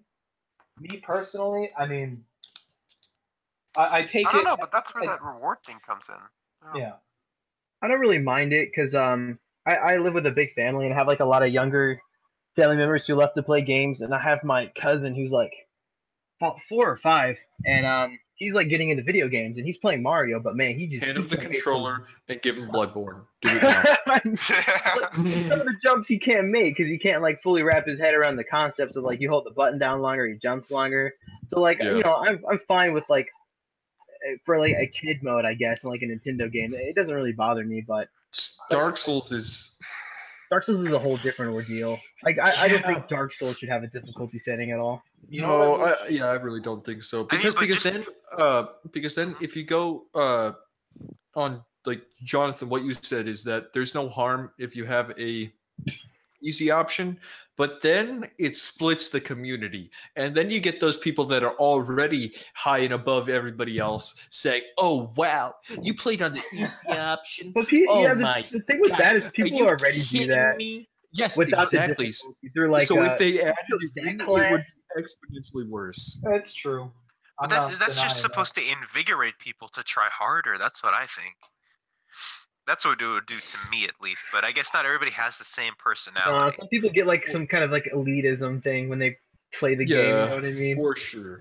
What I wish more games would do, and this is something God Hand does, and I think this is really cool, is the difficulty will be constantly adapting to the way you play. In that game, you're let's say you're level 1, and the game's kind of easy, or it's not easy, but it's pretty neutral. You know what you're doing, you're going to be fine. But then if you keep doing really good, then suddenly you're level 2, and there's going to be more enemies, and they're going to be harder to beat. And then if you keep beating them, you get up to level 3, and then you get up to level die. That's the hardest difficulty. I like that. I like that. If you're really good, then you're going to be challenged. And if you're really think it's going to adjustable difficulty. That's the way it should be. And it does it on the that it should be. Underneath the hood, Resident Evil 4 does the exact same thing. It's something that people didn't even know about for the longest time, but it actually scales its difficulty based on how good you play. Huh. That's interesting, especially for a horror game. there's got to be more games out there that do it. I want to say like there's got to be some, but that's the one that comes to mind, especially because I just started playing it. You know. Yeah, right. But I think, and then another thing with difficulty options is like for games like boss rush games, like Fury. If you cut the difficulty and made there be an easy mode, the amounts of content that is there would still be the same, but you would burn through it much faster. Mhm. well, Another way you could look at it, I think, is like if someone plays it on easy for the first time, they can get acquainted with the game. They can get like, so this is how it plays, and then maybe afterwards, if they really like the game, they can challenge themselves even more, go to a higher difficulty now that they feel more confident in their ability to take things on. Yeah. Or if you think of something like this, like Hotline Miami, it's not insanely difficult, but it can be pretty difficult at points where you just like you keep going through the same problem, you die again. But imagine you could take multiple hits if you go on an easy mode. Then mold. I think at the In very easy mode. least, every game that has difficulty options should at least let you switch them on the fly. Because there are some games where if you choose normal or easy, you're stuck with it the whole game. I kind of hate that too. Yep. Yeah, but then that comes in with the content stuff again, because some of those games that have you be able to switch, that don't let you switch. They have those content, like some content's open for people who are playing on the harder difficulties. Also trophies. Like Trophies. Uncharted 2, I remember people would just switch to legendary mode or whatever it was called right at the last boss, and it would pop the trophy for beating the game on legendary difficulty. Another thing that can suck about difficulty modes, especially like when they include harder difficulty modes, is that like it's just artificial difficulty where they're making you weaker and the enemies stronger. So there's no like real skill in winning. It's just like now they're just giving you a hard time. Now they just stripped you down to your undies and threw you in a just boosting numbers. Like here, I'm gonna praise Kingdom Hearts a bit here because at least in Kingdom Hearts 2, this is not true I think for the others, but in Kingdom Hearts 2, you had your proud mode, which is like, okay, so you do half damage and they do double damage, which sucks. Why would you want to do that unless you just really like think that's a challenge, right? But then in the final mix, they added this mode called critical, and it basically makes you a glass cannon. Like it beefs you up. You do more damage. It gives you more abilities. It makes you more powerful, but you get half health, and the enemies do double damage. So I love that. It rewards you for being good at the game, and But if you're not good, you're gonna die real fast. For a second, I imagined difficulty enhancing the game's visuals, and that that completely disgusted me. Yeah. Imagine you only can play on like low graphics if you're playing easy mode. Oh my god, dude! The 8-bit graphics. I hate Uncharted's like higher difficulty modes because they just require you to sit behind cover the entire game. Yeah. And like constantly see the entire game in black and white. Yeah. Every time you get hit, the whole screen goes black and white. And I'm like, bro, I want to see the beautiful visuals of this game. Like, why are you punishing me in this way? Worst. Yeah. I'm gonna bring up another thing about Uncharted is I think with 4 and the HD collection they added like a mode that's so easy. Mode. It's called Explorer mode, and it's like if you're there just for the spectacle, just for the love that too. Graphics. Which that's a game that benefits from it. I mean, I personally am not really a big fan at all of the combat in those games, at least the ones I've played. So if I could turn that stuff like as close to off as possible and like just enjoy the stuff that I do like, I don't care if I'm not getting any trophies for it. That's just what I'm going to go for because that's what I'm going to enjoy the most. It varies from game to game, Yep. I don't think it's really clear cut. Is definitely with story-based games like that, difficulty mode. Give me a difficulty mode. The hardest game I ever played, that the difficulty was just too strong, I couldn't beat it, was actually Gone Home. It was too brutal. Like they really need to bring that. They need to put a difficulty mode in that and like have an easy mode or something, or like a baby mode in that game. The whole game is baby mode. Yeah, I couldn't get past it. I don't know. Wait, sorry. Oh my god. That's making me think, what's the hardest game I've ever beaten? Ooh. Might be Jack 2. Dark Souls. Oh, really? I've never played Jack 2. Only Yeah, Jack I mean, and Jack Dexter 2 1. was The thing- terrible. The thing that makes Jack 2 really hard is that it is so strict with its checkpoints. Like, you could do, like, over half of a level. If you die, you go right back to the start.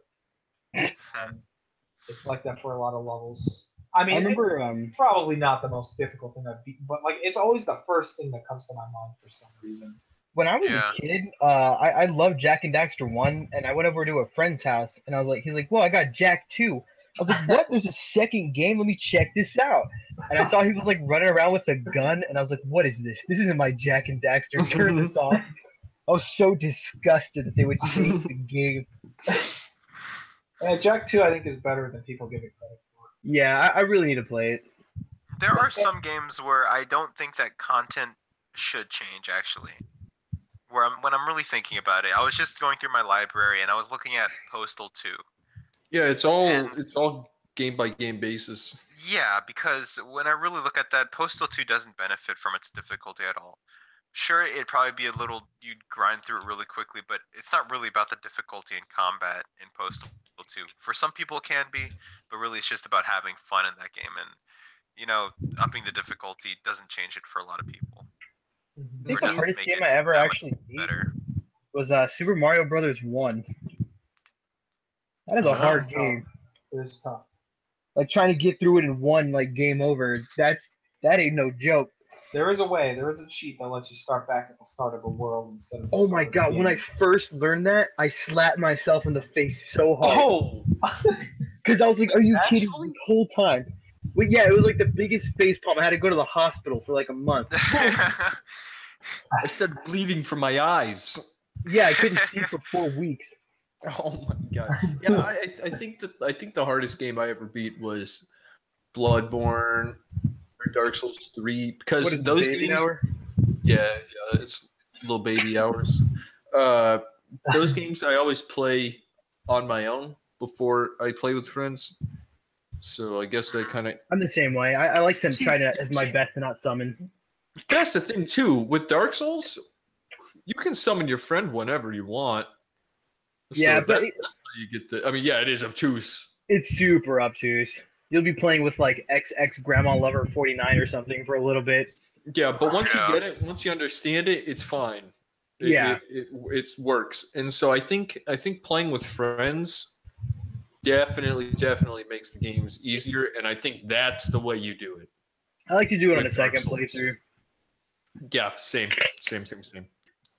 Yeah. Man, So, I yeah, really can't think yeah. of one right now. Like my most difficult. I'd say that Hotline Miami 2 and 1 are definitely up there, but they're not the most difficult. I think. I thought you said Must be something. getting the gold cup in Mickey Speedway USA was the hardest game you've ever had to play. Ah, Oh yeah, I do recall you no, said that's that. definitely it. Yeah, I believe you said that in our very first Next to- podcast. Yeah, next to Roblox obstacle courses. That's Oh, my most those were hard. difficult. Oh, yeah. that's the one. Also, Tyler, I thought you said that the hardest game you ever fought or beat was that Barbie game in the Yeti boss. Don't even remind me. Don't even remind me. of the Yeti. That's the thing. Never beat it. Never beat it. The Yeti was a big roadblock. Where was I the can still difficulty hear it option? scream. Yeah, where was the difficulty option? option, Barbie? That Yeti was cool. Come on, I don't know what his Hasbro. problem Whoever makes was. Barbies. They would have definitely benefited from an anti-Yeti difficulty option here. Yes, I feel like this whole country could benefit from an anti-Yeti proposition. that is true. I'm gonna try I to send a see a letter. Yeti about every other day. Same, dude. It's really I disgusting. don't need that. I don't need that. Truly an So yeah, epidemic. difficulty options. You know what else is difficult? Trying to figure out what the best picture is. every Whoa! week. Wow, that was a good segue. Yeah, that was actually okay.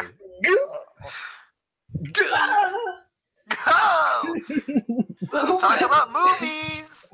So now we are going into our 2017 movie awards. I'm so ready. Featuring Chris Rock. How's it going, guys? I'm the zebra in Madagascar. Chris Tucker.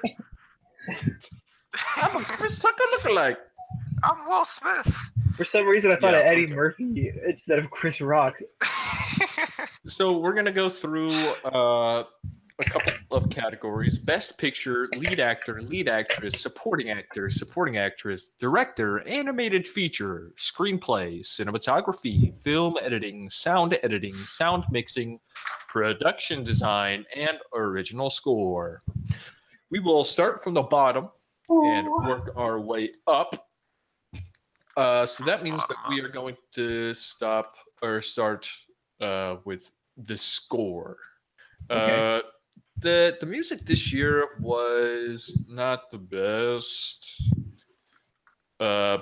but the best score, in my opinion, was pretty damn good. I think my runner-up would be Blade Runner.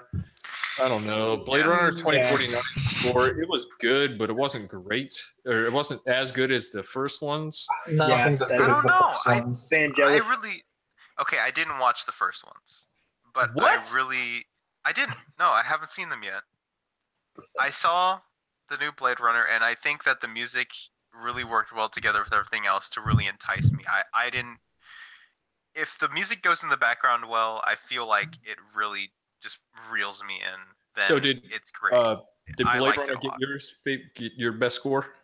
Yes, Oh, okay, I see. without a doubt. I see. Gotcha. I think Blade Runner 2049 had a great score. I just think it disappointed me compared to the original. The That's original all. is incredible.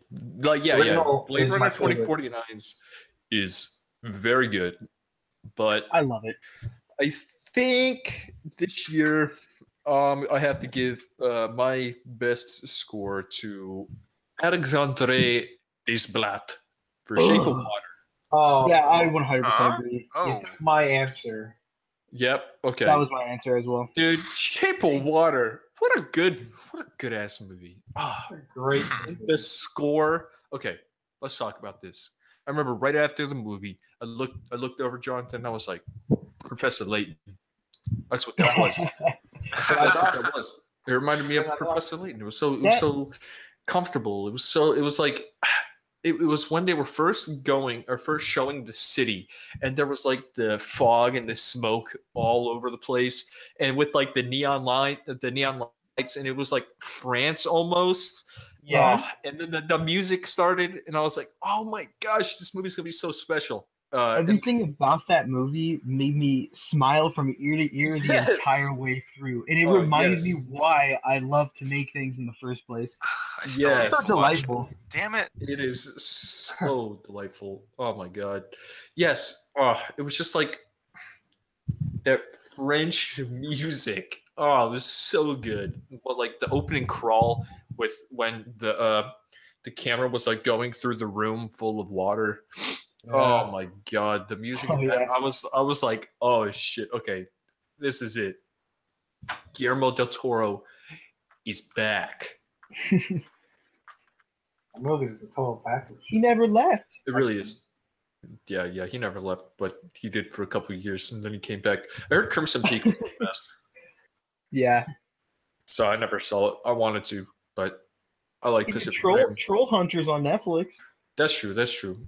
But yeah, I mean, in my opinion, Shape of Water's score was the best of the year. It was excellent.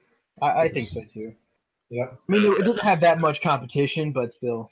It's the one Yeah, that's really. stuck with Like, what else was there? You know, I will say, I haven't gone back to listen to it, but I think if I listen to Coco's again, I think I'd probably. Oh, yeah. not. I actually forgot about that. Oh yes, Thor Yeah. Ragnarok. I really Coco, like. Thor, Ragnarok, Guardians. Well, yeah, it's not really well. There is the original score, which is pretty good, but Mm-hmm. um, Thor Ragnarok, I really liked. The guy that did the score for that was the lead singer for Devo. Viva. Mark Mothersbaugh. Mark Mothersbaugh. Yep. Awesome. Yeah, I thought that was super awesome. I really liked that. That was one of the scores where I was able to put the music into like my 80s synth playlist and just have it come up, and I would just be instantly in, and I wouldn't be like, oh, this is from a movie.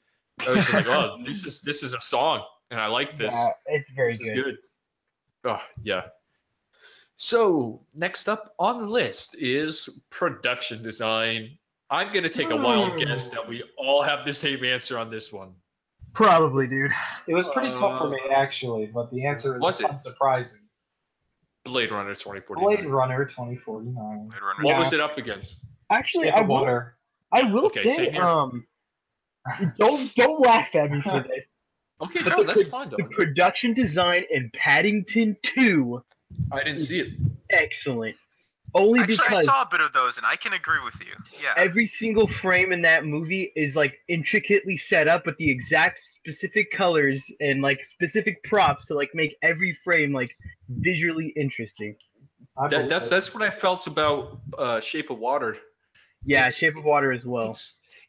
There's something about the Green and red. clutter. There's something about the clutter Oh, in yeah. Guillermo del Toro's movies It's beautiful. that just color. like adds to this liveliness. But Blade Runner 2049, that's on a whole other level. Yeah, easily. Dude. Did you hear that? Roger Deakins, the cinematographer, or when it was raining and the steam was coming up, it was so cold when they were filming that they had to heat up the water, like during the rain scenes. So the Oh. heat from the water actually made it steam. And he was like, he didn't even intend for that to happen, but he loved it, so he left it in there. Good. Wow. Yeah. Crazy coincidences. Right? Blade Yeah. Runner 2049 is like the coziest, dirtiest movie. So, Cozy so Angel. grimy. It's disgusting. The coziest, dirtiest movie. It's like a whore. I love it. Yeah. Yeah. Okay. So that wasn't too Yeah, surprising. that's easy. Yeah. The production Well- design in that movie is insane. Insane. I want to see Paddington 2. I do too. Paddington 2 is great. I'm not a loser, goes to see a G-rated movie, but I did, and I felt awesome about it. so. Yeah. I'd go Okay, see no, it by I myself. felt a little creepy, but I was like, whatever. I was like, whatever. I got Movie Pass. We There's no got the reason to wait, feel kids. creepy. You're an art major. You could just say that, can't you? Yeah, exactly. Hey, little Timmy, you're in my seat. Move. Or you can just Yeah. say, "Oh, I'm going to see a movie." No. You fucking No, are you That's it. serious? You can't do that. You gotta Yeah, have flaws. Oh, I'm sorry, guys. I'm an gonna Get Audrey out. reject all of movie. you guys Jesus here. Christ. But Paddington 2 is so pleasant. It's such a happy Mhm. movie. Huh. Yeah, that's I've good. actually I wanted do to want to see watch it. it. Yeah. I do wanna watch He breaks out of prison. That's all you need to know. that's Spends the rest of the sick. movie to hiding. get in there. Dude, he spends the rest of the movie hiding from the cops in a garbage bin. Did he murder someone? He may have. Oh, I you don't know. I can't You don't spoil know. the movie. You're Look, left to guess. Like, all I'm saying was Paddington 2 was wild. He gets locked up. Up for He's a criminal. interpretation. Yeah. He's a criminal. Let's just say his family is no longer there. They actually should have titled the movie Paddington 2 Escape from Prison. Escape That's from what Guantanamo Bay. Escape Yes. from cell block D. Yeah, it was actually Subblock C, but I'm sorry. So the next category we have is sound mixing. This one was actually a little tricky for me, but I think I was able to get it down. Yeah. Yeah. I mean, the way I interpret sound mixing is just the overlaying of all the different sounds going on during the scene, like how all the different sounds played together. In my opinion, I think Dunkirk did that best. yeah, I would agree with that. Because when a sound mixer does their job right, you can't even tell. You know what I Mhm. mean? And it's when it's done wrong that you can tell. But Yeah. I think Dunkirk was the only movie that I seen in this category where I was like, yeah, that has some good sounds in it. It was the scene where they were in the boat, Yes. Yeah. Oh my god, that's Yeah. exactly what I was thinking of. and the shots were like hitting the sides of the boat, and just the metal was so loud. Ugh. It's the first time in a long time that a war movie made me tense, because usually I don't like them because it feels like I'm running through the same trash constantly. I know it's supposed to be historical, but it feels like a cop out for a movie. That's how it usually makes me feel. But this one actually made me feel like there was something on the line, and that Yeah. the sounds just added so much to it it sounded like it felt like the war was coming to me. You know? I also Yeah. think that another movie that did this actually pretty well was Get Out. Really? Huh? I Yeah, never thought about because that. there. Have you guys seen it? Mm-hmm. Yeah. There's that one scene where she's hypnotizing him and she's messing around with her cup. Oh Like yeah. that Okay. scene in particular, I like think you don't notice she's like hypnotizing him at first, but then you start to hear that ting ting ting ting ting, and then you're like, oh okay. And there's like a lot of like sound in a horror movie needs to be done like really well, and I think they did it pretty good. Would you consider Get Out a horror movie? More suspense than horror, I guess, or thriller. I think thriller is a better Thriller. description for it. Yeah, I just got into an argument online with people saying that it was a horror movie. I mean, Or, it's, no, it's, no, no, it's saying an that online. it wasn't. Saying that it wasn't. Oh really? I mean, I marketed don't. as a horror movie, which I it don't- clearly was yeah. marketed as a horror movie. Yeah, I mean, I don't Okay, care yeah. to like categorize it. It's just I see it. I guess it's just like some kind of mystery thriller or something. Yeah, Yeah, it's So, a strange line because I've seen didn't some scare thrillers me, that turn but- like that feel like horror movies instead. You know? Jonathan, what you got for sound mixing? I don't know. I'm like, you mentioned like the tipping of the teacup, right? And Yeah. I feel there was.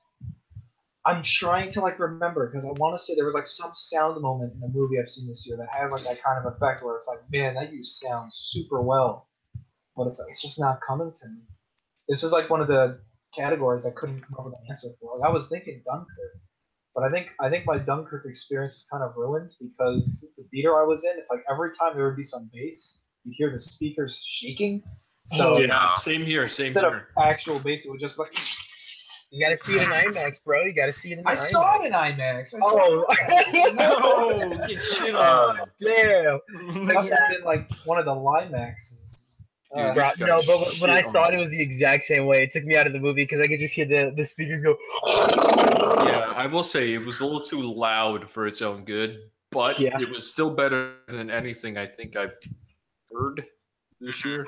I feel like Yeah. if I give it to Dunkirk, it's kind of just like I got nothing else.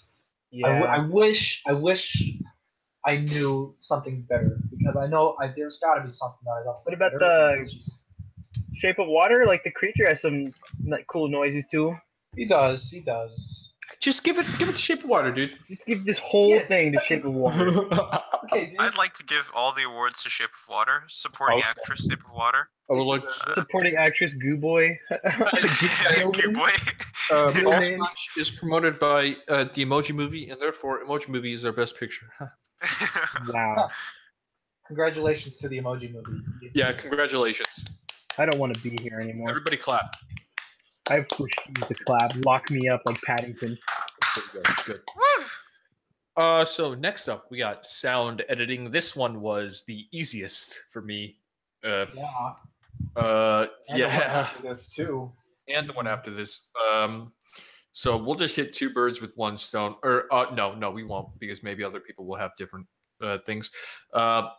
I thought that the sound editing in Baby Driver was the best of the year. Really? Ooh. Yep, I thought that I lo- it was integral to I- the movie. I agree. I would think so, except there was a couple of scenes, especially like I don't know, for me there was something about the sound editing in that towards the end of the movie where like they play up his big song or whatever, and like it's just kind of like quiet and compared to the action, you know what I mean? Yeah, I know. I know But- what scene you're talking about. Yeah, there's a couple of scenes like that where I feel like the sound effects versus, and I don't know if this is like mixing as well, but like the sound effects versus like the soundtrack, like I felt like they were struggling to try and see which should play over the other. But I see. like That overall, makes sense. I really do love Baby Driver, but I don't see any other movie that I would put under that category either. So I would have to say Baby Driver would be my pick as well. Mm-hmm. Yeah, I mean, I think the one scene that I always go back to more than any other is when he's going into the bar or the diner to pick up. Yep. Oh yeah. What was her name? Deborah. It was Deborah. He's going to pick up Deborah and never Yeah. going to give you up is playing in the background. And it was on a second watch that I like noticed just how much of that scene is actually synced up to the music. Yep. Yeah, that is It's- really good. It's perfect. Best scene. Also, the Hocus Pocus scene Yes. where they're in the parking lot. Yeah. Oh yeah, and yeah. they're shooting, and the shooting is edited to the shooting. That's a Oh. cool scene too. I love. That is my favorite part of the entire movie, and I wish the whole movie was like that at the very beginning, but it wasn't. But that's a discussion for another day. Yeah. Yeah. Baby Driver, a good movie that could have been Could amazing. have been a classic. Could have been a little bit. Yeah. It was a great experiment, like a great first run at Yes. it. Because like Yes. the amount of like directing skill from Edgar Wright to get those things in sync with the music while Yep. filming is incredible. Yep. Who yep, yep. knows? It takes a Maybe lot. maybe the necessary Baby Driver 2 will fix all of our problems. Yeah. Maybe. Oh, very necessary. Yes, I agree. Directed by Tommy Wiseau. Yeah, Okay, then I'd watch it. Then I'd be excited. I'd Yeah, watch that. Get I'd out of not my be excited, car. but I would watch it. to play football in the car. Yeah. So next up is film editing. Humbling. I again put Baby Driver for this one. This Yeah. one's a tricky one. Like I would have to analyze like each movie I've seen to like see what editing I like the best. Because like Yeah. editing is really strong, and it's like I think it's my favorite part of production is the editing process. But Yep, same. yeah, here. I think getting things in sync with the music and that kind of stuff for Baby Driver, I think that does play there. Usually I don't notice editing unless it is great. Yeah, that's Yeah. the thing. Like, Or done poorly, like in Suicide Squad. Yes. Oh yeah. the best like- editing is editing you don't notice. Yeah, exactly. hmm It's like it's their Right. job to be hidden, but yeah, But yeah, that's why I'd give it to Baby Driver 2 because the editing was so good that it stood out to me. I mean, Yeah. I'm not Honestly, I don't following have that anything movie. here, so I'd have to say Baby Driver as well because it's the only thing I can think of right now. What a sweep. I think Dunkirk might be a part of this too because it has such it's telling his story The unchronologically. yeah, Yeah. non-linearity of it. So the way like the scenes in which it shows like the information in which it shows out to the audience, I think is kind of creative. So like that took probably some I editing. think that work. was creative, but I think they really could have done that better. You think it Honestly, took away from the experience? I think with that, I think I would put that under like screenplay because Mhm. that was all written in, and so it was just edited to the way that it was written. Yeah. Like I said the same thing about Arrival last year, and I was like, oh, the editing in that movie was the best. But then I thought about it, and I was like, wait, but the editing was literally just editing around the script. True, Yeah. but it's also a thing where like how long do you like you can't write how long something's going to be like lingered on in Yeah, a for sure, for screen, sure. right? You know what I mean? So like that Yeah, kind for of stuff sure. plays into it too. Yeah, I do love the. I mean, I personally liked the non-linearity of Dunkirk and just wondering how everything fit together, and then finally understanding it. I thought that was really, really Yeah. good. I regret not seeing Dunkirk a second time, just because I like it when you go see a movie and you have no idea what you're expecting, and then you get something completely different, and then you can go back and watch it again knowing what to Mhm. expect. You Yeah. know? like maybe I should give Yeah. it another shot, but honestly, I didn't like the manner they presented the story in. That's interesting. Why not? Yeah. I'm just curious. I don't know. It left me more confused, and that's why I think it confused the audience more than it did leave them intrigued about it. I think Really? it would have been better off if it was linear. Yeah. Hmm. It honestly it left me just wanting to see where we went from there, or that it felt like we were just going to unnecessary places at times, and that we could just replace that with something else. I'm sure if I went back to watch it, I could tell you better, but at the time, that's how I felt. That's Yeah, I just interesting. I want another film for editing. I want to give a shout out to. There's two of them. There's a movie called A Ghost Story, where Oh, I think yeah. that entire movie is Huh. presented in like 4:3, which Yep. is a really unique Yeah. choice. And then also the other movie is It Comes at Night, which is that horror film. Yeah, I I want to see love it. the- Now that I'm thinking about that movie, like that, because like I'll be right back. Okay. it's intense, Yeah. so you have to like, choose what you show, because like what you show, everybody's gonna like be picking apart. So I feel like the editing in that is really good too. I definitely wanted to watch A Ghost Story. Well, I think it's streaming on something, either Oh, Amazon really? or Hulu. So I'll have to give it a Yeah. watch. Yeah, I need to see that too. I just remember looking at the trailer for it, like when I was in the theater, and I was like, "Oh, this looks really cool. I need to give this a look." Mhm. But it wasn't playing anywhere near me, and then I cried. It's like you gotta go see an art house. You gotta see an art house movie to see all the art house trailers. Yeah, I want to see that exactly. It I Comes at forget what Night movie it was, but like I went and saw it, and there were a bunch of like interesting trailers for movies I'd never heard of before. Yeah, I saw Oh, the. it was I, Tonya. So that Oh, explains. really? I need to watch that movie. Oh, I, Tonya is fantastic. That's gonna be Phenomenal. getting some awards from me later. That's what I was gonna say is like my runner-up for editing is I, Tonya.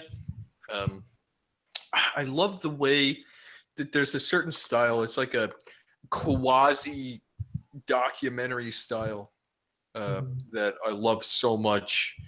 Like The Big Short, and I, Tanya a little bit. There's like those. There's just like those sporadic things in the middle, like sporadic like montages that show you how things happen, and then people breaking the fourth wall. I just really like the way that the events are laid out in those types of movies that are trying to exaggerate a true story, like American Made. That movie was phenomenal as well, and the editing was very much like The Big Short or I, Tonya. I love that. I love the larger than life stories, even though it was life. I love those stories so much. Dope. I think, I think my only problem with I, Tonya is that I feel like they went a bit too far sometimes with the breaking the fourth wall, because I feel like just having the interviews spaced in was enough. But then they took it like a step further where the characters would like randomly start breaking the fourth wall and talking to the audience. Yeah. That's that. I feel like they probably didn't have to go that far with it. But besides that, I love that movie a lot. Yeah, I can see that. I can see that. Oh, I just remembered that Logan came out that year too. Yep. Yep. Yeah, it did. Logan came out last year. Yep. All right, on to cinematography. Boy, I think this Alright. one's gonna be another. I really think this is going to be Yeah. another sweep. Yeah, for me, Blade for Runner sure. 2049. Blade Yep. Runner. Yeah. Why would you Without a even- doubt. You can't even compare. It was completely magical. That's all I can describe it as. It's just I- enticing. Yeah, every shot, Yeah. every shot was perfect and laid out so flawlessly. Gorgeous. Also, Like little another verses everywhere. another movie, surprisingly, which had really good cinematography to me was It. Oh, really? Mhm. Yeah, I think that movie looks great. Like in terms of the cinematography, That's interesting. like some I of remember- the special effects in it are okay. It's actually shot by God, I can't remember. He shot some Korean film. Oh, the Waning or something like that. Wailing? The Something like Wailing. The that. Wailing was great. That's one of my favorite horror movies. Yeah, Yeah, I and never watched that. because like a lot of horror movies kind of look bland to me, and I think this is one of the only ones that I looked at and I was like, wow, this actually looks like really cinematic. Like I like the way this looks. Yeah. But Blade Runner, like for sure. I think Dunkirk should get a nod for cinematography. Yeah, Oh, yeah. definitely. Yes, sir. It was really good. Also, a little movie called Mudbound, Netflix original. It's gonna get completely overlooked at the Oscars, which is a disaster because that movie is so good. Oh, yeah, it's- I don't know. I feel for cinematography as well. Wind River also took a bit there. yeah, Wind River was good. Yeah. The cinematography of that movie never really stood out to me that much, but Not like crazy, but it definitely. I don't know. I feel like it brought across the like sinister idea. You felt isolated from it. yeah, for sure. That's what I got from it. Yeah, definitely because of the like icy and just snow everywhere. Yeah, Just exactly. very desolate. I need to see that movie. And the Very action good. scenes are really great. Like especially when she goes into when you see Elizabeth Olsen like going into the Yeah. when she's raiding that one The house. Stoner house, yeah. Exactly, and when she's about to shoot at that one guy, it's just like that mace. perfect camera angle. I was Yep. I was completely stoked for that scene. It was awesome. That was good. I regret not being able to see Dunkirk in 35 millimeter. I think it was. Mhm. But the closest theater that was playing it in that format was in Dallas, I think. So that was a no. You I were wasn't gonna gonna drive go to that far. Dallas? No, I'm But sorry. you were going to, weren't you, in Fort Worth? We were thinking about it, but I'm pretty sure that was quickly just stamped out. And Look, yeah. This Let's is go to good Fort figuring Worth and Dallas, see. Let's go to Fort Worth and see Dunkirk. Looking back on it, I would have regretted that because I don't know if the movie was worth it. If it was Blade Runner, I'd be feeling bad to this day. But yeah, dude, I love Wasn't seeing Blade movies in Runner. film. Yeah, it's great. It's great. Seeing Hateful Eight in film is one of my favorite. Oh, Oh, that's, movies that's a going good, into yeah. that's a good one to see in film. We went to this like I don't even know what you would call it. Edward's Grand Marquis Yeah, it was some event for it. We got like a playbook. brochure, booklet, I still got mine. and then there was the intermission and all that stuff. Oh, but that was a great experience. Besides the Chinese woman puking everywhere in the lobby. No, What do you mean that adds to the experience? not Felt my bad experience. for her. I was like, oh no, this is terrible. And then I was just looked past and walked in, watched the rest of the movie. But yeah, yeah. But that was a super fun experience for sure, for sure. This next one's gonna be interesting. The next category we have is screenplay. Okay, Yes. I have to say, Wind River. I am right there with you. Awesome. It Yep. felt so natural. I haven't seen Like- Wind River. It just I wrote it that feels down. amazingly natural. Every character feels like a person, and that's what was important to me. It's just they felt so damn natural. It eases in, and you're just watching them go. It was the speech at the end with Jeremy Renner and the girl's dad. Oh yeah. Oh, and I was like, holy shit. That was good. This guy, the guy that wrote it, Taylor Sheridan, he also wrote Hell or High Water and Sicario. Yeah. Oh, well, there This- you go. This guy is good. This guy is, and he's good. And he's here to stay. Yeah, I loved that movie so much. It was great. I don't know if I would actually give this my screenplay award because I couldn't think of anything. But I want to give credit to Guardians 2, Yeah, which Oh. maybe that sounds a bit surprising, but I feel like that easily has the best character work in any Marvel movie. yeah. Guardians 2's script is I phenomenal. can see it. Yeah. So, gonna give that a nod. Yeah. I don't know what to give it to. I would probably give it to Logan. Really? Ooh, Yeah, that, because the way, because like writing characters that people have been around with for such a long period of time, and like Mhm. writing them in this context is like a really difficult challenge. And I think the way in which they pulled it off is pretty great. Because I didn't cry or anything. In that thing. It wasn't me that was crying. It was you.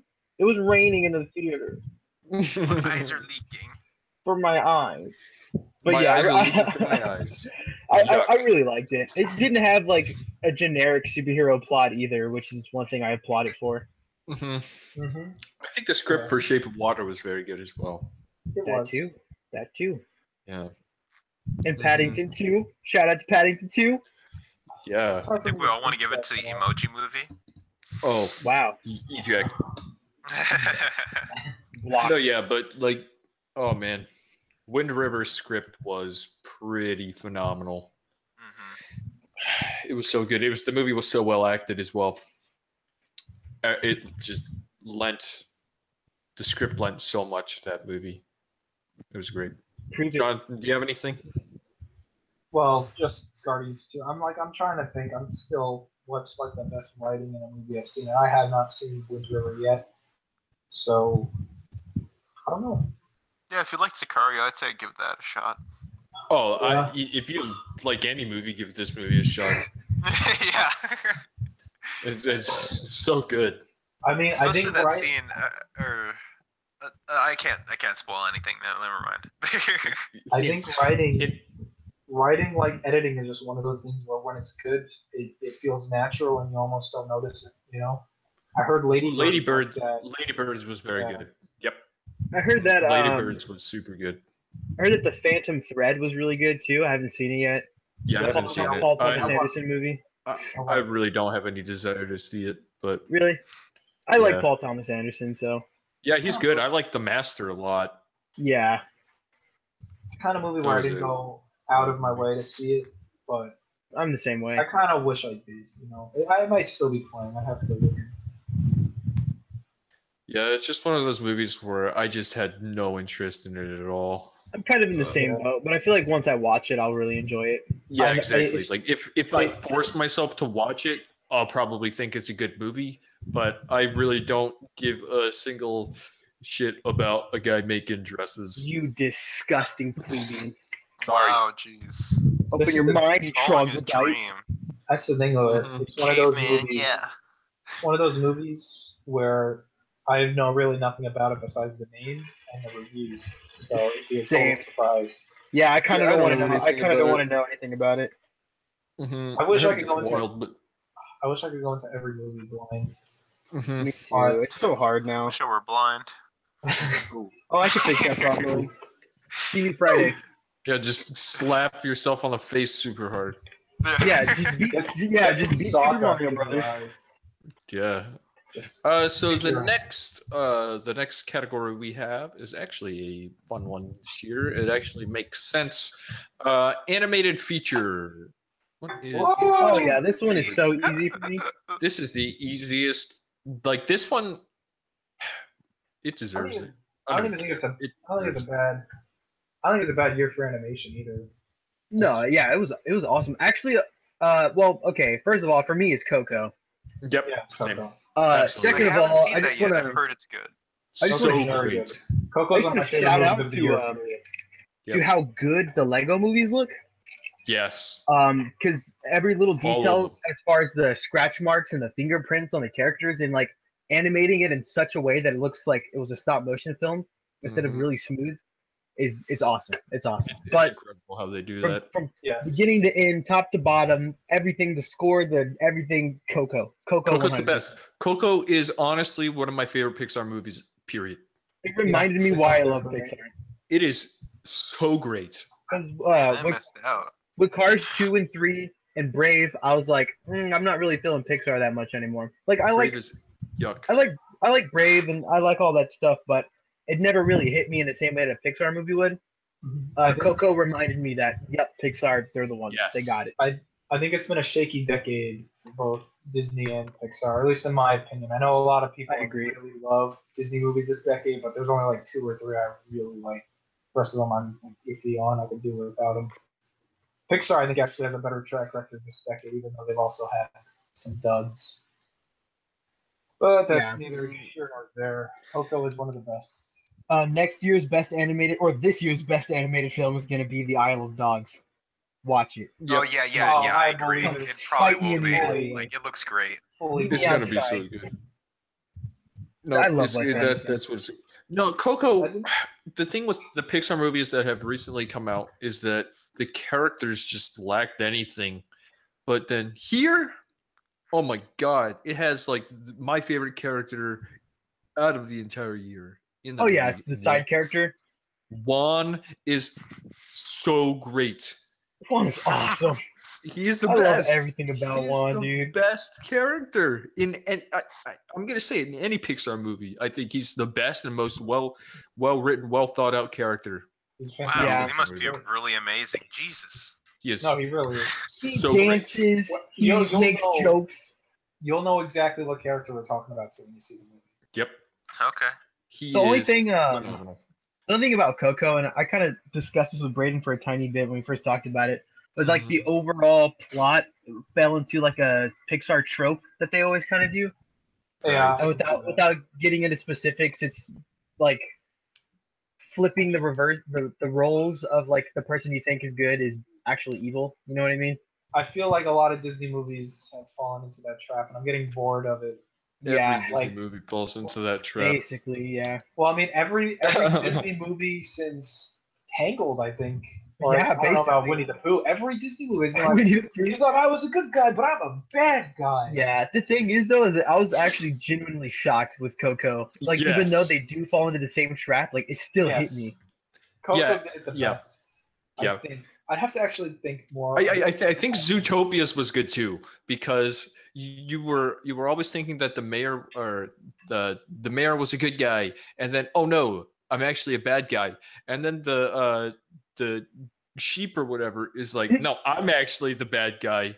And I I was kinda like, saw that. oh, what I the think I kind heck? of saw that coming. I think that was okay. It lacked the impact though. It was kind of like it just happened, and then she's arrested 5 minutes later, and then it's over. Yeah, for sure. But- Zootopia is so fucking good. Yeah, I'm not. I don't know. I like it. It's hard for me to be excited about like Disney and Pixar right now because it's purely sequels for the next 2 Yep. years. Yeah. We just got the Wreck-It Ralph 2 trailer, and that looks fine. Remember the golden age of Pixar where it was like Ratatouille and then Oh. Up and then it All you just gotta kept do like is oh. all you gotta do is say Ratatouille. yeah, like Ratatouille is the end all be all. That's it. Even I'm- over I'm- Coco for me. I'm excited. Yes, Yeah, Coco- it's still my number one. Coco, oh my god, Coco's so good. I'm I excited really for the. didn't see that many animated films. I saw- like Coco I because saw I Baby, too am Boss Mexican. Baby and Captain Underpants, and I have to choose Captain Yeah. Underpants out of those two. I want to give Captain Underpants a lot of credit because I think that movie is also really good. Not in the same way as Coco is, but it It really was feels fun. like It wasn't anything Yeah. extraordinary. Great, It was- great animation direction. a wonderful adaptation, wonderful animation. I'm glad that animation companies outside of Disney and Pixar are like. I feel like they're really finally starting to experiment with CG Yep. in a way that they really haven't. And Yeah, I mean, I haven't seen Boss Baby, but Captain Underpants like has like 3 different animation styles. We're seeing But- stop motion is kind of like a mainstay now. We get at least one of those. Well, not every year, but we got Leica and we have Wes Anderson whenever he feels like it. yeah. Uh, I love Pixar is just stop motion. That's my favorite form of animation. Pixar's just stuck in their own bubble of CG. They're just like, you know what, we got something. Let's just keep doing it. Yeah. Also, Captain Underpants was directed by David Soren, who wrote the best CGI film of all time, which is Shark Tale. Oh, Oh, good for great. good for him. Well, he redeemed himself. He redeemed himself. He redeemed. I'm gonna go look up this guy's filmography. It's don't, you're gonna cry. okay. So our next category is best director. Oh boy. Uh, Just like on screenplay, I'm gonna have to go with Taylor Sheridan, Wind River. This one was easy for me. Dennis Villeneuve, or however you say it. He Villeneuve. wins every That one time. Richard Swan. He wins every time. Every time. I'm very He's a golden boy. He's the golden boy. He is God. I'm very What did he write- biased when it what did comes he to write, this. or Blade Runner. Blade what Runner. did he direct? Oh, Blade Runner. Oh, Blade Runner. Oh, okay. Blade But Runner. also like Did we when say I Blade saw Runner? Yeah. Blade Runner 2040. Blade Runner. when I saw Prisoners, like one of Yes. many things clicked in my head after I saw that movie, Yeah. Prisoners. One, Nobody's seen the movie. dude. One, Hugh Jackman is incredible. Two, Yeah, and his Jake Gyllenhaal, nose- dude. his nose is incredible. Yes. 3, the cinematography, also done by Roger Deakins. Yep. Excellent. Excellent. 4, I love the director, Denis Villeneuve, and I will follow him to the ends of the earth, and I will watch Yep. every single one of his He movies is. he makes. He is baby Jesus. Yeah, I looked him up, and it is confirmed that He's he is actually baby Jesus. Dude, this guy is the best. He's a gift. He's the best. Yes, he's a gift. If you watch any interview with him and listen to anything he has to say about his movies, he is so passionate. Yep. Like, he's amazing. Dude. Wow. Oh my It made me sad to see him talking about Blade Runner and how he like kind of felt bad that it failed. Mm. But at the same time, did he? Financially, Yeah. sure. Yeah, Did he fail? I'm glad that the studio backed him up on it though. How they were like, we don't want to keep making super silly movies to make money. Like we're glad. Like we Yeah. don't regret Yeah. making this movie. Yeah, they So straight I'm up glad said for we that. made the most expensive art house film ever. Yeah. It made me sad because I saw some people saying that Blade Runner should have been more accessible, I guess. And I Get feel outta like, here. yeah, Get I would outta have been here, a real, scum. would have been a shame. Scum. Try and put difficulty options on our movies. Get out. Enough is enough. Go watch Boss Baby. Hey, Go watch Thor Ragnarok and say that it has the best villain in any Marvel movie. Wow. Indeed, Get out of here. it does. wow. Yeah, but Denny Villeneuve, Devil Neville. He has got the best track record right now. Prisoners, Sicario. Yep. It's a masterpiece. Every single one of his movies is a masterpiece. Yep. I watch- actually consider Arrival as a perfect movie. I think that is a flawless movie. I love Arrival, man. I don't think I watch the movie all the time. I don't think there's a single thing I would change. When I worked at the It's video perfect. store, it broke my heart how much everybody hated that movie. Oh. Like the general audience that came into my store to rent movies, they're like, "What movie do you recommend?" And I was like, "Dude, I'm telling you, Arrival. You like sci-fi, you like suspense. It's awesome. Go rent You it." want your Like, mind blown in a logical way? every single person who came back was like, "This is the boringest movie I ever fell asleep. Why would you recommend this to me?" And I was like, "Well, I have no hope for humanity anymore." Right. After watching Annihilation, there's two different types of mind blown. There's the logical mind blown, and then there's the mind blown, where you're Yeah. just like, my mind can actually can't comprehend what I just saw. Yeah, but it's like if you dislike the movie, that's fine or whatever. But it's just like to see like the Yeah, overwhelming vast majority of people like that disliked But that they're movie. I was like, yeah, but they're wrong. They're actually They're actually wrong. wrong. Like they're I actually feel like- wrong. I sincerely do think they're wrong. Like in a way that no, No, like, I do in a too. way That's that what I'm they're just straight they up don't like saying. it because they're confused. Yeah. That's that like they're confused in the wrong way. Not that they can't they actually can't follow the concept. And Like, they that's don't their, even- that's their problem. That's not a problem That's- with the movie. It's not That's one totally reason wrong. I love watching movies in a theater and like taking my family to watch a movie in the theater is because like all distractions are gone at that point. You're Yeah. forced to focus on the movie. Because every time I try to play a movie with my family here, like especially one They that I just like, fall asleep. they fall asleep. They start looking at Get their up and go. phone. Yes, They I get know. super distracted. They start a conversation in the middle of the movie, and like they just don't Yep. pay attention, and like they Yeah. miss all the tiny details. So I like tried showing Arrival to my family over Christmas break, and my grandfather was the only one that stayed up and watched it with me, and he loved it. Everybody else was like, "No." yeah, I Go can't ahead. show a movie to my family anymore unless I force them to go to the theaters. It's Oh. such a big bummer. It was Arrival is Yeah. perfect. I was trying to watch, or my sister was begging me to watch a Disney movie, so I'm like, we're gonna watch The Emperor's New Groove, and she was like, great. After 1 hour of waiting for her to do her stuff, start watching it for 10 minutes. She's on her phone half the time, and then she's like, I'm gonna go to bed. We'll watch it another time. Yeah, That's it happens awesome. all the time. I loved that. That It's was like- a great experience. The attention span of like people has gone so down, like so fast. I know. It's impossible, dude. I It know. can only get worse from here. I think that's why TV shows are becoming more popular than movies now, is because like Yep. you have that ability to just watch it in short bursts. You know what I mean? Bite-sized media. Yeah, Yeah, I mean, exactly. look at us. I mean, got a That's lot of- why. watching That's why YouTube Vine. videos and stuff. That's Yeah. why Vine was such a hit. Yeah. Even then, you got a 6 lot of seconds. TV shows that are like an hour long an episode. I mean, Oh that's- yeah. That is true, but I feel like once you know that it's an hour long versus 2 It's a hours long, different like it's like mindset.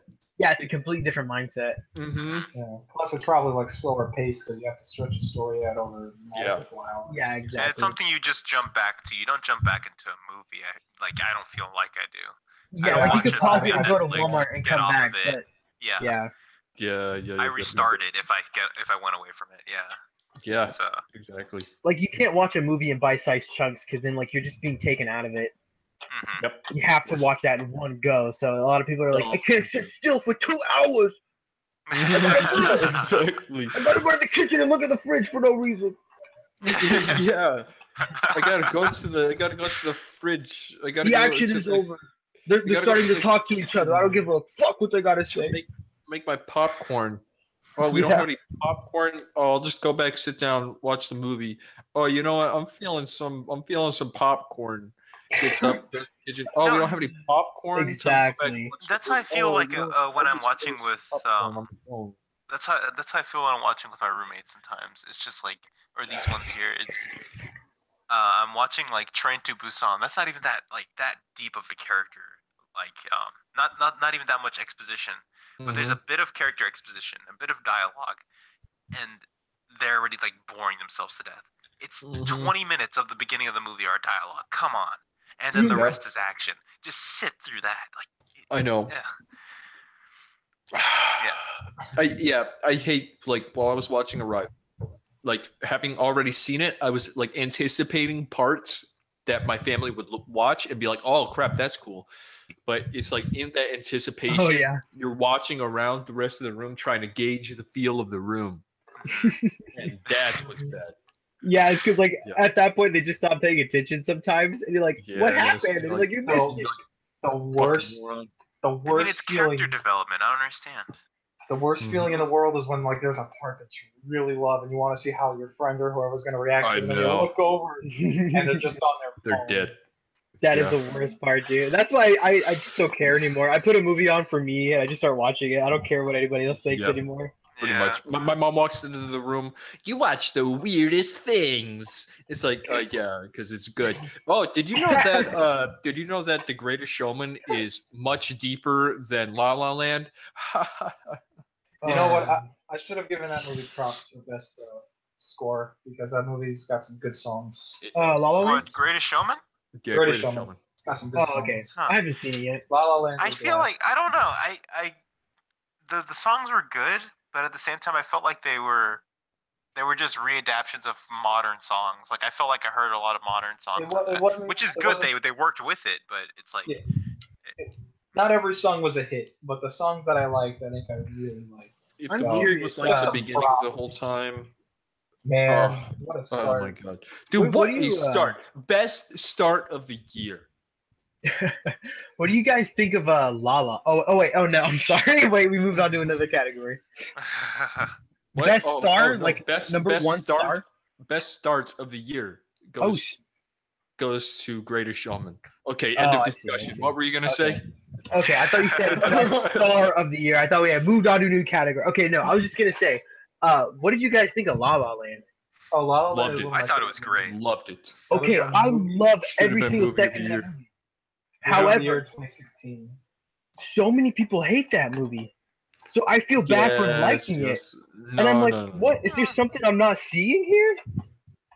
I No, don't know. I mean it just love appeals to some people and some people it doesn't. But I felt it was nice. I think I could see where like sad.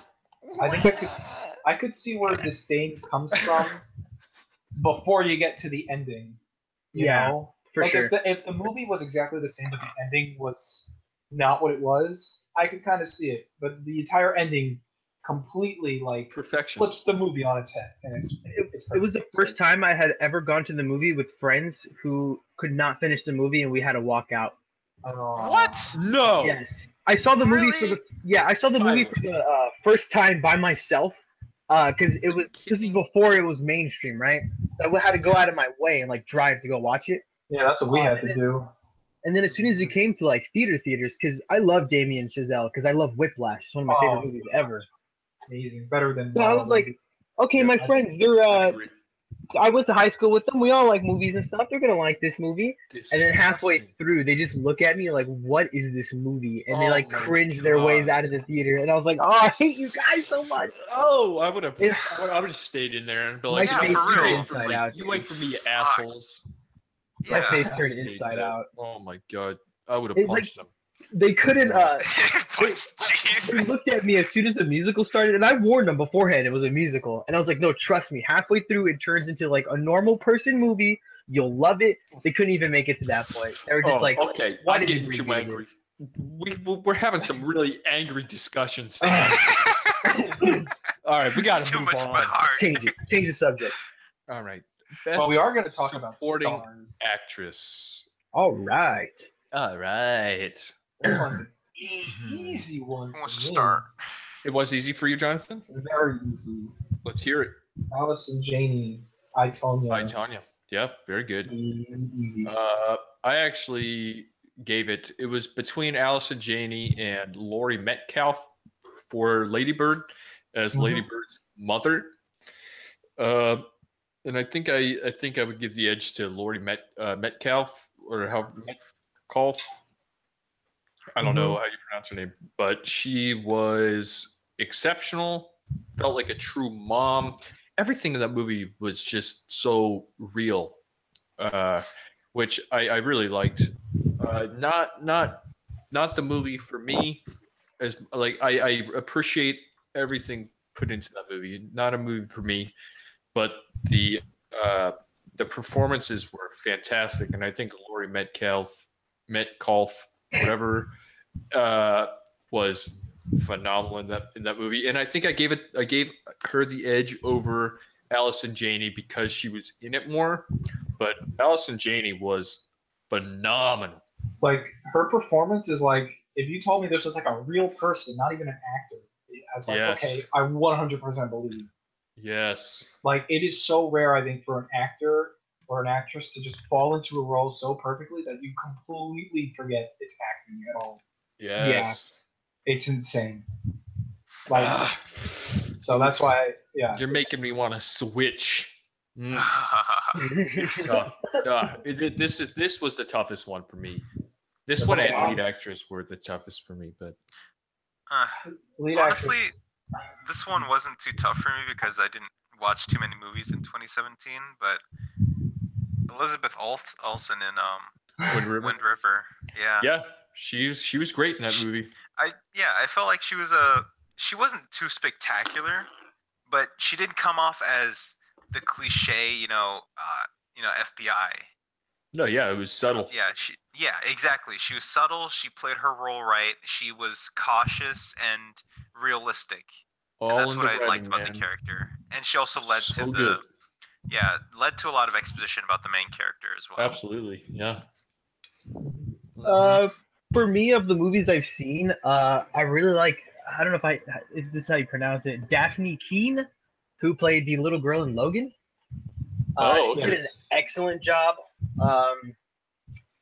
Other than that, I did like that girl in Dunkirk. I think she did a good job too. Who played his girlfriend? There was a girl in can't Dunkirk. remember. Yeah, I know, right? No, I'm like, not Dunkirk. Why did I say Dunkirk? No, Get Out. My B. Oh, okay. Yeah, I was gonna say, Get out.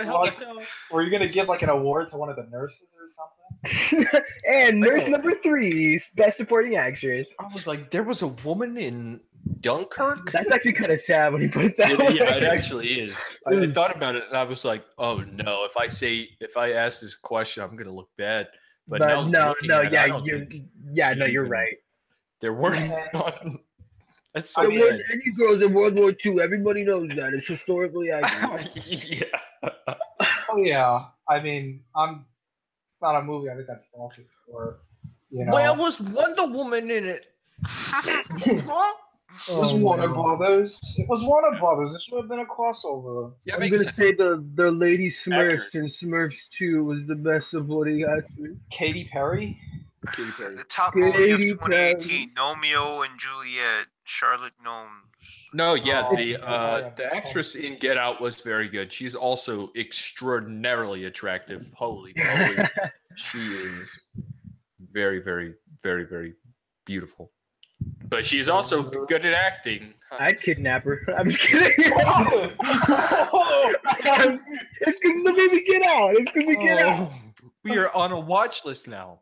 No. We've been on a watch list every single episode. Ooh, Okay. Yeah, pretty much after I FBI, revealed my pirating you- stuff, we've been on a You watch need list. to, spooky movie for a spooky boy. All right. Kyler, eject, dog. Eject, yeah. Oh, I apologize. No. You're not to condone this behavior. All right. So yeah, supporting actresses were very, very good this year. Better than last year for sure. I as much as I like Emma Stone, I don't know how the heck it was a good performance, but whatever. Yeah, that's what I got for Emma Stone last year winning. So next up is supporting actor. This was the first award that I did, and I gave it to Sebastian Stan and I, Tanya. I knew you were gonna Nice. give it to him. He's in that movie. Phenomenal. Yes, dude. Sebastian Stan is Tanya's boyfriend. Okay, I need to see that Wow. movie. Great performance. I was So good. I was thinking of giving it to Sebastian Stan. I couldn't come up with an answer for this one either because of like, who do I pick? Another one I want to give props to. Like I thought about this one and I was like, yeah, he was good. Was Adam Driver and Logan Lucky? I think played that part Yes. super yes. well. It was awesome. Oh, yep. Movie. I loved them. Yeah. I totally exactly. forgot I That- watched Logan Lucky. Jesus. That's a good Ah. movie. that I Yeah, wanted to it's give great. some props. I wanted to give it some props. So you know what, Adam Driver, you get my fictional award. Can I say There you Adam? go. Can I say Adam Driver in Star Wars? Because I just Yeah, love you Adam can. Driver. I He's love good. Adam Driver. He is good. He's Especially the Star Wars. saving. He's like the People best actually- part of this new trilogy. For sure. People hate him so much. People What? hate those scenes, dude. People hate the scenes between Rey and Kylo. Those were, Who like, are these people? Are they real? those were so good. Oh They're just man, holograms. good dude. Yeah, supporting actor Adam Driver's good. I like that All pick. right. Mhm. For mine, I'm gonna have to go with Jared Leto in Blade Runner 2049 as Oh, okay. Neander Wallace. Oh, I okay. think he nailed the villain. It was I- absolutely fantastic. He gave me a sense of dread that like I haven't felt with a villain in a bit. I wish he was in it more. Yeah, I hate I really wish they everything had more. Of about him, but I love him in Blade Runner 2049. him. Yeah, Hey, Jared man. Leto is a pretty like just stupid person. Hey, man, I hate Jared that Leto. Jared Leto wants to bring back Tron. I say let him be. He looks like He's a a good guy. he looks like bad a walking like he's like a walking pile of He is disgusting. slime. Yeah, he is actually disgusting. I think it's because of it's his eyelids. Like his eyes are always half open, and he just looks Mhm. so sleazy all the time. Yeah. The way he talks to, he is so arrogant. Yeah, I just Yuck. What a Lock him up yucky in How he man. looks. put him in a locker Lock and him up. forget about him. Yeah, lock him Eject. up. Like a small middle school locker. Eject him. Eject this man. Uh, Yeah, he was good. He was good in Blade Runner. Yeah, he was. I just wish that he was in it more. Mm. He was Yeah, definitely it's a shame. perfectly cast for that, considering you're saying how slimy he is. It is. And It is Neander nuts, Wallace. Yeah.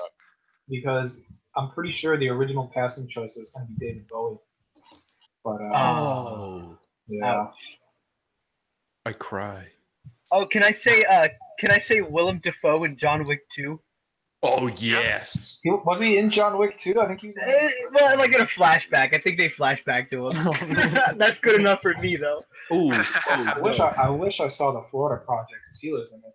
yeah, I got to give props to the guy.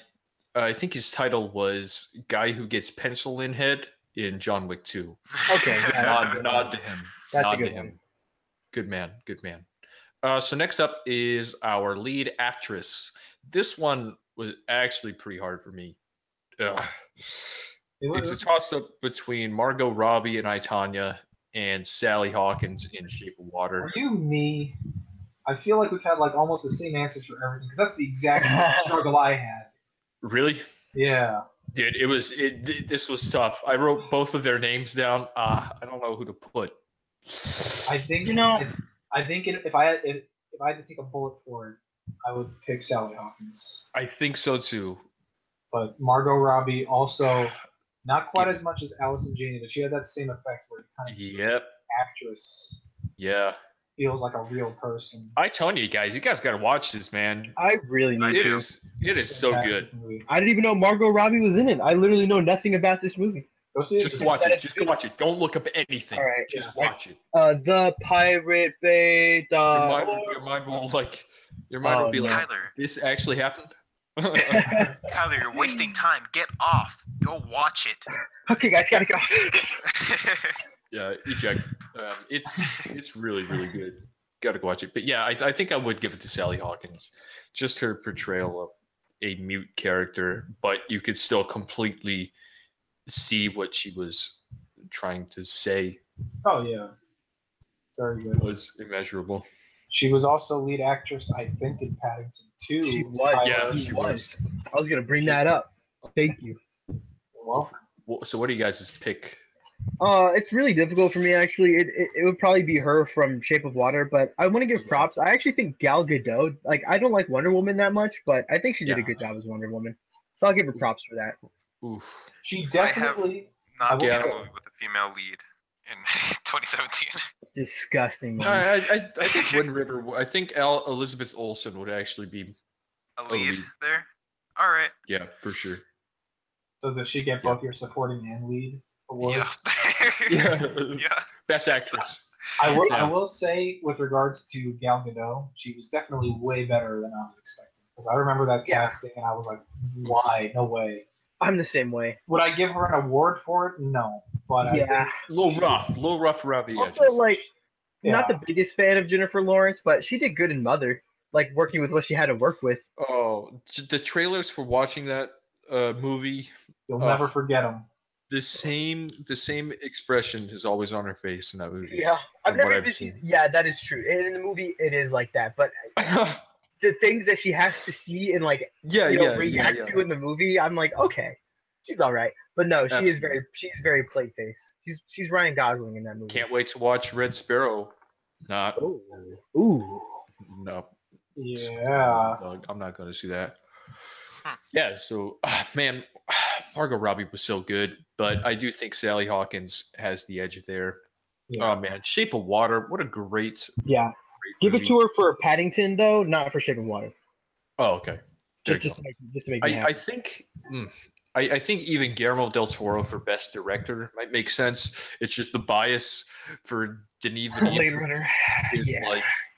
is too much, but Maybe Guillermo- I could give it to Guillermo. I love you. Guillermo. You know what? I'm gonna give Best Director to Guillermo. I love you, Guillermo. Shout out to you, Guillermo. Guillermo, I want to get please stuck stop in me, one of your Guillermo. belly Come on our flaps show, there. Guillermo. Let's have a chat. Yeah. Let's talk yeah. about games. Let's talk about games. Dude, I would totally be down to talk about games with Guillermo del Toro. Yeah. That'd be Do you think fucking Guillermo awesome. del Toro has played Wario Land? That's what I'd ask him. Probably. You know, Dude, you know- I bet he does. You know who still plays video games and is on the brink of death? All John of us. Carpenter. And all Oh. of us as well. John Carpenter still plays video games. All of us? Yeah. Yeah, we're all on the brink of death. Especially me. Yeah, Kyler, you're like what, 84? I'm turning 87 next week, actually. Well, I Thanks mean, for you caring. were Oh, 53 when the Mega Man Legends 3 demo came out. Well, I have Benjamin Button Dude. disease. Yeah, That's why I look Kyler ages by the minute.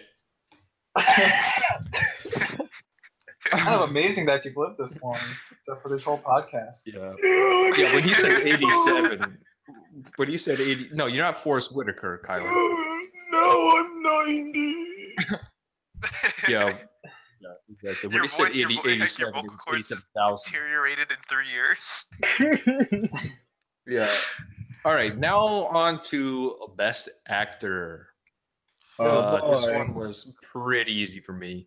James I had to Franco. give it to James James Franco? Franco. Yes. Oh. Okay, I have Hands not. down.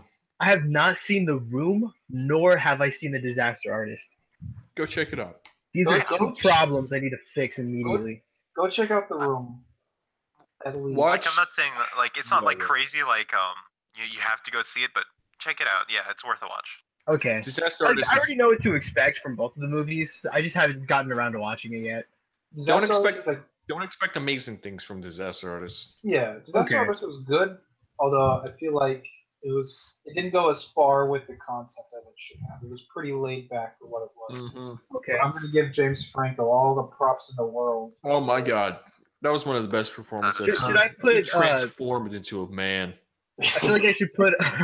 I feel like I should put the Disaster Artist into Premiere, and then at the very end, cut in The Room. That way, it's just this one seamless long thing. They kind of do that a little bit. I'm In actually the gonna do credits- that. In the They do credits, kind they of like do that. show a lot of like the old room scenes, like Okay. the new actors Dude.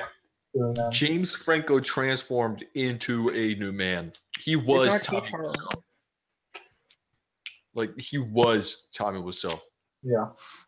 Yeah, he definitely pulled that off. Like that's how I imagine Tommy Wiseau definitely was like on the spot. Yes.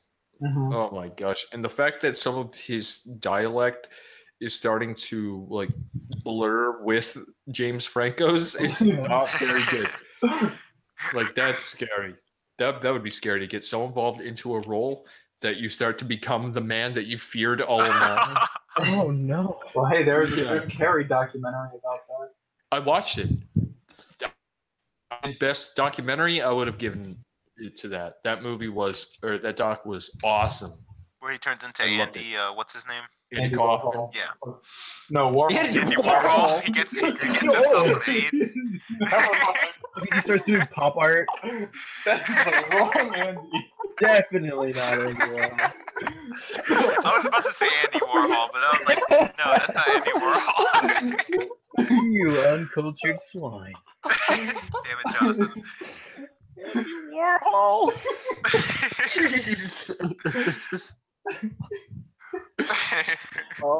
Oh my God! You know who Andy Warhol kind of looks like? Don't tell me. Harrison Ford, dude. What? No, he doesn't. Yes, Harrison I've seen Ford him before, could and play I do Andy not Warhol. think. I'm gonna Google him. Let me see just to make sure. What? No, this is not. No. This is not Harrison Ford. Harrison Ford could play Andy Warhol. Okay, Look at this picture I okay. just Oh my god, posted. I'm actually. I'm Harrison- kind Okay, of he seeing it. could. Dude, If no, you lost look a at little, this. if you lost a Look lot at- of look weight, at- though. If Look at Harrison I- Ford, I posted in Discord. if Harrison Ford got into a massive car accident and had to get a space rearranged, Yeah, he could do it. I could see it. Look at that With a picture bit of I put makeup, in he could pull it Discord, off. dude. That's Harrison Ford when he was younger. Okay. Wow, dude. Yes. Andy Warhol. Jim Carrey became Andy Warhol. The man on Can't stop looking at the dog in that picture. It's too Yeah, I know. close. Here, I'm dropping in a picture of Harrison Ford, so you can Okay. compare. Very similar. I knew you were gonna post that one. Oh my God, that's incredible. Yeah, so that leads us to one thing and one thing only. Best Hey, picture. I didn't get to say my best actor. Oh, I'm sorry. Boy. Check yourself before you wreck yourself. Wait, let me It's just, guess. Yes. it's just Harrison Ford. Oh, Not Harrison Ford. No. It's I was Hugh gonna guess. Jackman. It's Hugh Jackman. God It's Hugh damn it! Jackman. That's what I was gonna guess. I was gonna guess Hugh Good. Jackman. Well, For you what? guessed correct. Good. For Logan. For a Check, Greatest it was Showman actually really Harrison Ford. It's, you know what? I will say, in Blade I Runner. liked Hugh Jackman a lot in Greatest Showman. That was a well acted movie. Everyone He's in that thought they were really. I Yeah, can he's agree in there. that movie. Come in on. that movie. He's the Now main I have to character. see Main it. character. I think Yeah. everyone in that movie had a lot of fun, and it shows. I was Yeah, surprised to for see sure. him. I was surprised to see him in that Well, role. thanks for Like, ruining see him it. pull it off like that. Yeah, Hugh Jackman and Logan. Everyone spoiled you. That's who good was in pick. Greatest Showman. Or Daniel. Oh man, I forgot what his name is. Daniel Okemboye. Okemboye in Get Out. He was real good. He was real good. Andy Serkis playing the monkey from War of the Planet of the Apes. Andy Serkis is great in everything. my. Also, Tom Cruise in American Made. Shout out to my boy, Tommy. I don't like Tommy. Also Ansel Elgort. Tom, can I get Yeah. an invitation to Ansel Elgort, the Scientology, greatest please? Like Ansel actor of Elgort. our time. Dude, I will fight you to the end of days over Tom Cruise, Kyler. Really? He is. He's I the have- best. Very like if you made a Venn diagram of how much I hate Tommy Cruise and Jared Leto, there's a lot of intersections there. Disgusting. You They belong in the disgust same me. locker. Anger. This whole podcast is anger tonight. Do it. Except for this, the best picture, Blade Runner 2049. Blade Runner 2049, yes. Blade Runner 2049. Have you guys Smurfs, seen the Blade Runner Lost Village. 2049? Have I? Yeah. Yes, I have. Seen it? Blade Oh, Runner yes, you is have. very good. I'm gonna. What you say? Long silence.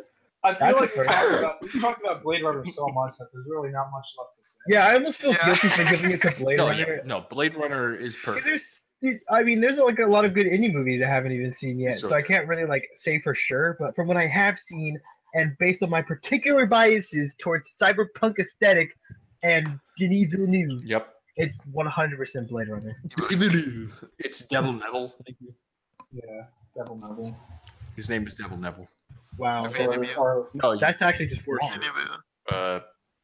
Blade Runner. I mean, Blade Runner kind of got, or it should get the same treatment as Mad Max, where Mad Max wins all the technical awards, and then I don't understand that. I don't understand how a movie can win all the technical awards, still have a good story, still have it make you care about the characters. yeah, that's the thing. Is like, even if that movie had like a $20 million budget, if it had the same plot, I still think it would be way up there.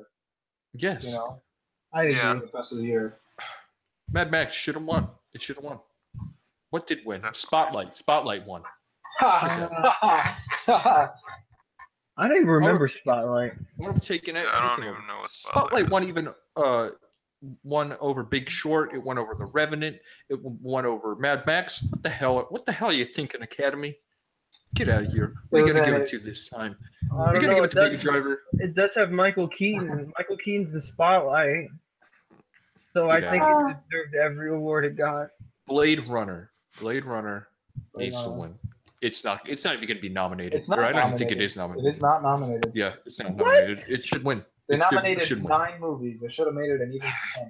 I'm gonna write angry letters to Andy Warhol. Tweet a Put it tweet on a his Andy grave. Warhol. This is your fault. Why was Blade Runner not nominated? I can't believe it's not Well, nominated. that was That's a- insane. That was a good. It is. It is Okay. disgusting that it's not nominated. Mm-hmm. Don't take Well, the that was Oscar good. seriously, Yeah. folks. It's all Yes, don't do it. meaningless. Don't do it. If I don't Black take it- Panther, come on now. If I don't Black take Panther any actually awards gets show seriously. nominated, It's gonna get nominated. I guarantee it. it's not going to. Jonathan, I'll make a bet. I'll I make a think bet. it will. with I you. think it will get nominated. It'll be one of the only superhero I think movies. it's gonna be nominated because it's important. I I'm think making so. a bet. Okay. Oh, Let's yeah. think of this, 'cause How I want much? to bet with you. I want to bet with you right now, Jonathan. No monetary value. No monetary value. You said it had to be just- monetary. No. There's just got to be some form of stakes on the line here. Well, Whoa. let's figure this out. Let's Maybe figure this out. Someone's got to stream a game that they, No. Oh, game that they hate? yeah. Yes. Oof. I will- Okay. Game you really hate. Ooh. Big rigs. Okay. Okay. Let's I don't hear know how what I Jonathan- can't stream this because it's a You have to 3DS play game. through Bubsy. No. If Yeah. if it's not nominated, I will have to play through all of Paper Mario Sticker Star. I hate that game. Eh. Is that the 3DS one? Yeah. That one Let's sucks. leave it to Braden to pick what you have to do here. Okay. Yep. And Okay. I'll pick Braden's I've got it. game. I've got it. Okay. If Black Panther is not nominated, okay, it's not nominated, you have to play The Last of Us on Survivor mode. That's easy. All of Oh no. it is not easy, Kyler. I've beaten it on Survivor mode. No, it is You're a definitely not easy. monster. It is You're a definitely not monster. easy. You have to That's- play and beat The Last of Us on stream Survivor difficulty.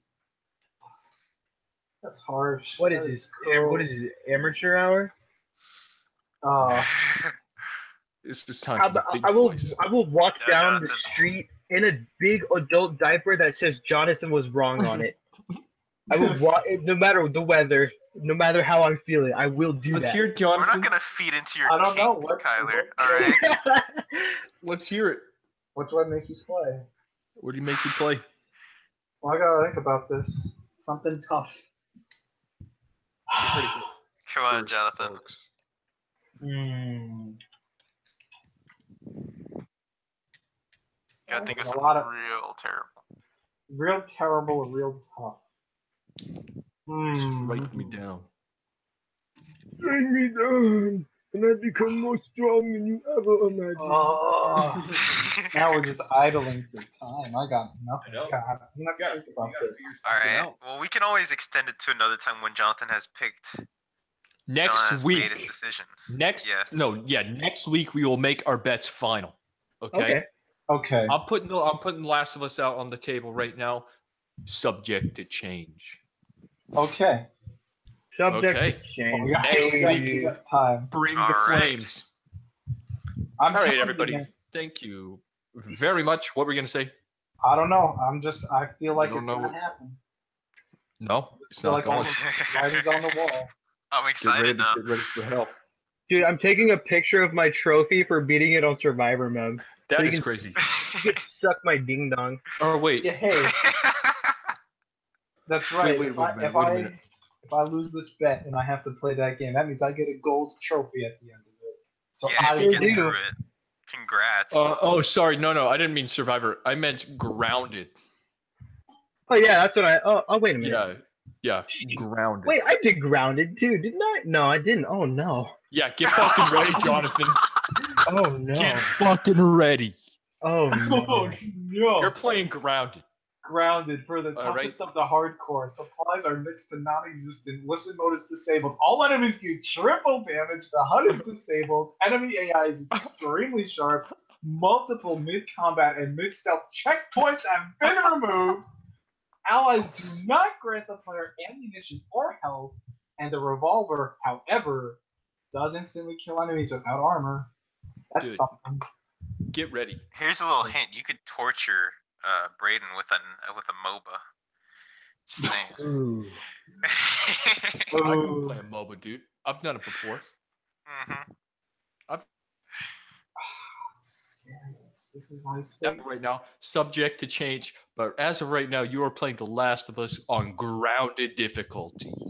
It's easy, dude. The brick is overpowered in that game. Just smash people with the brick. You good? No, I tried. I hit a wall. Oh, really? Yes, in Pittsburgh, in The Last of Us, when you first get to Pittsburgh, they had 5 guys running at me. I had 1 shiv and 1 long wooden plank. Wow.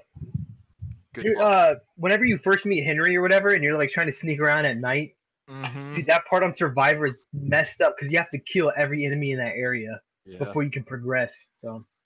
All right, everybody. Jesus Thank Christ. you very much for listening to the 3rd episode of the Boss Rush podcast. Next week will be special. We will have our bets ready to go. I'm excited. I'm ready. Black Panther won't be nominated for Best Picture. Give me a break. As much as Black Panther's, come on now. Hey man, Guys top are rated insane. movie on Rotten Tomatoes of all time. Oh yeah, greatest More movie like ever. Butt Panther. All right. Thank you everybody for listening. We will see you next week.